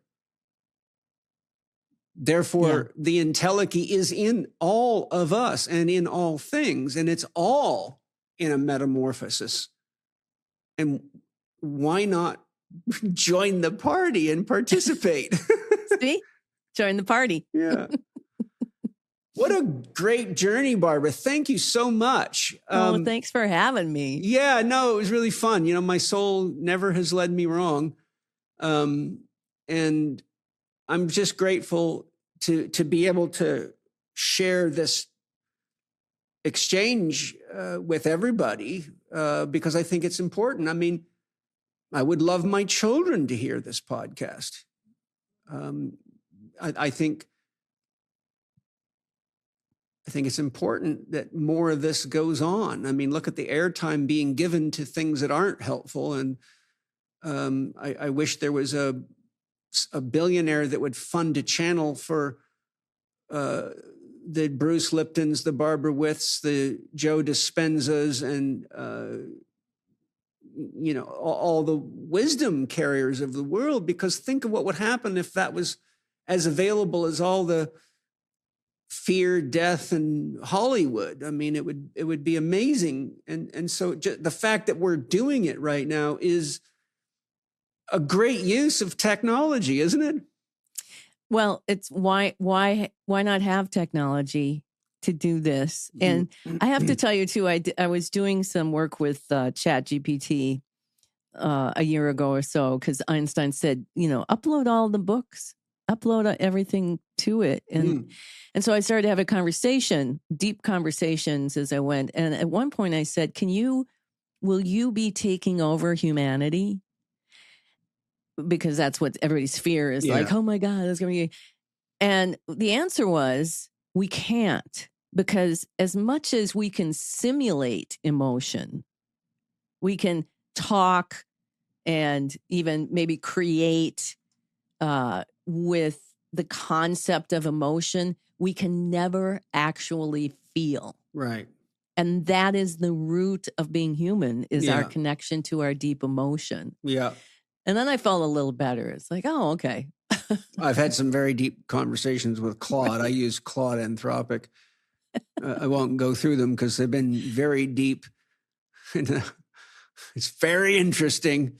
And that's what we need to be doing, though. If we're gonna have this tool, we need to be participating by having the conversations that are adding to the whole of the AI, rather than just sitting back in fear and saying they're going to use it for terrible things. No, I'm going to use it. Yeah. We're all using it. We're all giving it more to think about, metaphorically, these kinds of conversations in AI are counterbalances to the conversations that are going in the direction we all don't want to go. And since it's just operating on what's put into it, we better put some clean water in there. Exactly. Well, before we say goodbye for right now, what would you like to offer as contacts or anything that you'd like to share? Well, if you go to barbarawith.com, I have the Conflict Revolution Challenge up on the right-hand corner of my website. Mm-hmm. You click that button and you can download a free, very basic guide to how to do it. Good. I also have a little journal if you want to do a 12-week experiment on this very simple process. Because, as we do things repetitively, they become the patterns and they become the processes. And then if somebody does want a reading, and I have to say they're pretty intense and beautifully deep. Perfect.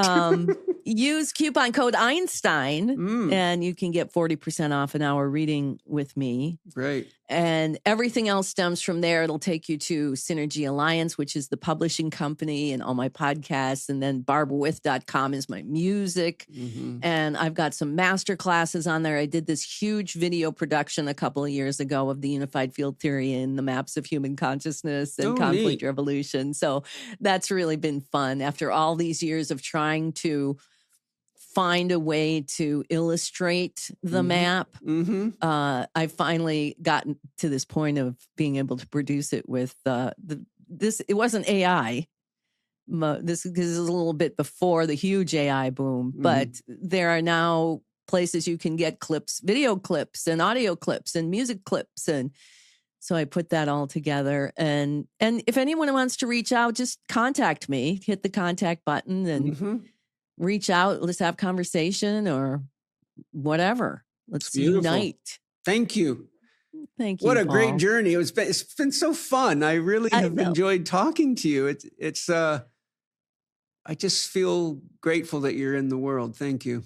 Oh, thank you. And same to you, Paul. Thank you. Great work that you're doing. I'm very, very impressed with your podcast. Thank you. Extensive, a lot to look into.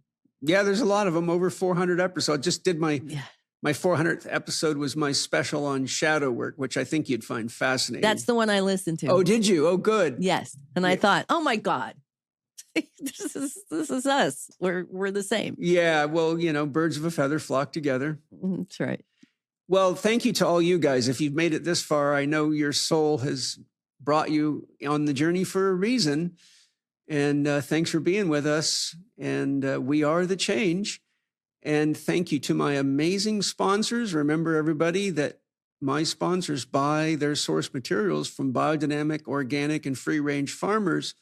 So anytime you buy something from the sponsors, you're not only getting the best products for your body, but you're putting money in the hands of companies that are taking care of the farmers, that are taking care of the soil and the ecosystems. And that is the circle of love. And some of it goes to the podcast, so I can afford to take the time out to find people like Barbara and do podcast outlines and explore and try to create interesting and educational podcasts for all of you. So supporting the sponsors is supporting the podcast, is supporting you, is supporting the guests, and it's a circle of love. Let's keep it going. Aho. Love you guys. We are safe. We are home. We are whole. See you next week. Thank you, Barbara. Thank you. Thank you for listening to Spirit Gym with Paul Chek and today's guest, Barbara With. Barbara is offering Paul's listeners 40% off a 1-hour reading with Barbara and the party. Go to barbarawith.com/readings and use the code Einstein. Connect with Barbara on her websites, barbarawith.com, synergyalliance.llc, and barbwith.com. Find her on YouTube at barbwith, on Facebook at barbara.with, and on Instagram at barbara_with. For more interactions with Paul, you can sign up for his virtual masterclass coming soon. Go to myspiritgym.com for full details and to register. And finally, if you enjoyed today's episode, please subscribe to the show on the podcast platform of your choice. This podcast is available on Spotify, Apple Podcast, Amazon Music, Audible, and YouTube.